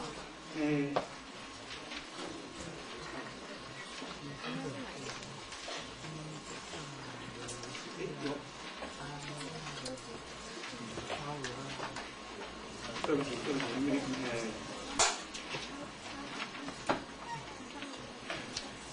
没有，手上的资料。然后各位看这个投影片哈，那几个比较重要的哈，经常会用到啊，第一个国语我们讲老师哈，老师嘛哈，他讲客家话，欣赏，好，各位跟我念哈，欣赏。欣赏，欣赏，好，欣赏，好，啊，这个第二个早安哈，早安，按奏，早啊，按开奏，也有人讲到按开奏，按奏啊，啊，第三个，来，漂亮哈，漂亮，按响，谁么按讲？你们各位经常听到那个在放有客家歌曲，就叫谁么按讲，谁么按讲啊，那个罗时丰啊在唱啊，谁么按讲，谁么按讲，好，按讲，好，这很漂亮哦。讲啊，那个男孩子怎么讲呢？圆头 N 倒哈，眼好，眼好，N 倒了哈，眼哈，那个这上面我没有列出来，可是因为等一下。我们来说，等一下添加哈，谢谢哈，我们这个是比较这样用到，谢谢哈，按字 C， 另外一种腔调，因为也有人讲到是陈哈，陈蒙你啊哈，陈蒙你按陈蒙你啊，那按字 C 是比较，这是属于视线哈，这个比较经常在讲的按字 C 哈，所以你经常会听到朋友啊，你的周遭朋友会讲。人家跟你说谢谢，就按字 C 哈，所以就讲客家话就讲按字 C 啊。这个女孩子哈，女孩子 say my， 很好听哈 ，say my， 男孩子呢 say like， say like， 这有几个关键词哦，我们这样哈，我们再一遍哈，再一遍，等下都来复习一下哈，来。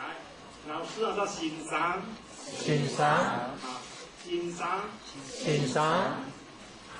按奏，漂亮的按响，再见叫张来了，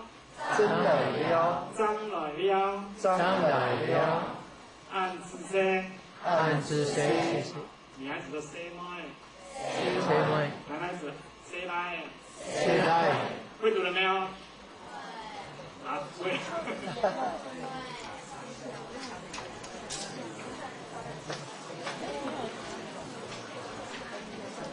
这个因为哈，我那个资料上面没有打出来哈，所以没有跟他注意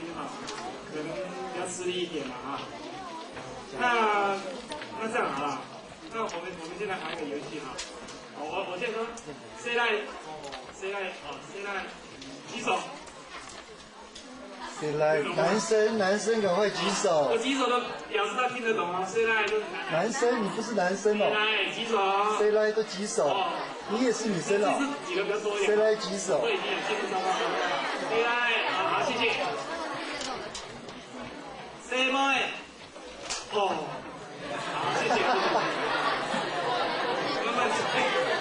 刚才既然有同学谁来可以举手啊。好，那么这个先有一个关键字哦。我说，谁来的时候，谁来不能讲做暗讲啊，对不对？谁来应该说要引导嘛，引导叫引导。闽南话叫引导，客家话叫引导啊。我说谁来？那女孩子要讲什么？不是，要讲说引导啊。谁妈暗讲啊？这样才对啊。你跟我说谁妈，你说引导，这样就错了啊。好，那么我讲谁来就谁来讲谁来？好，然后张老师先介绍谁嘛？暗讲。对，这样各位同学都很记住哈。所以以后你们就谁嘛暗讲谁来引导老师找你们每天，我看你们贵校的那个同学很有礼貌那老师说老师找欣赏暗奏。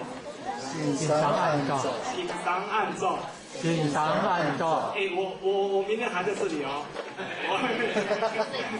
现在原则上来，我问到各位同学吗？各位不要忘了要打招呼，欣赏暗奏。好，可以这个暗之声暗之声什么暗之声。那我要说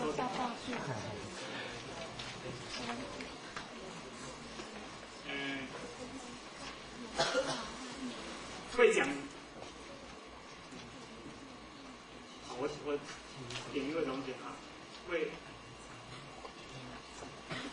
讲的，请举手。反正都刚才教过的，请他秀一下来，男同学，派代表呢？中少文客家人。陈一中同学可能在睡觉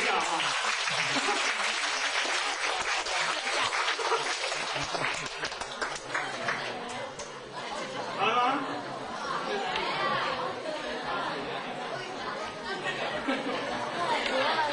陈一中同学不要怕羞来，没关系，很简单来，没关系，谢谢。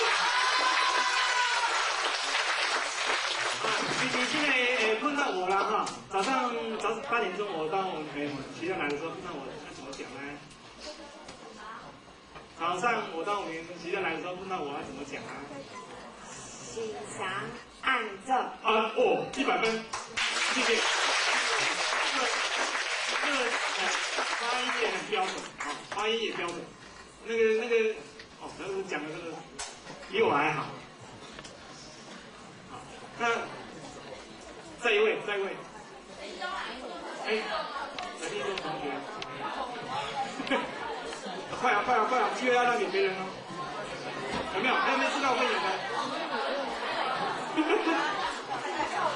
来，国一12班李正汉同学。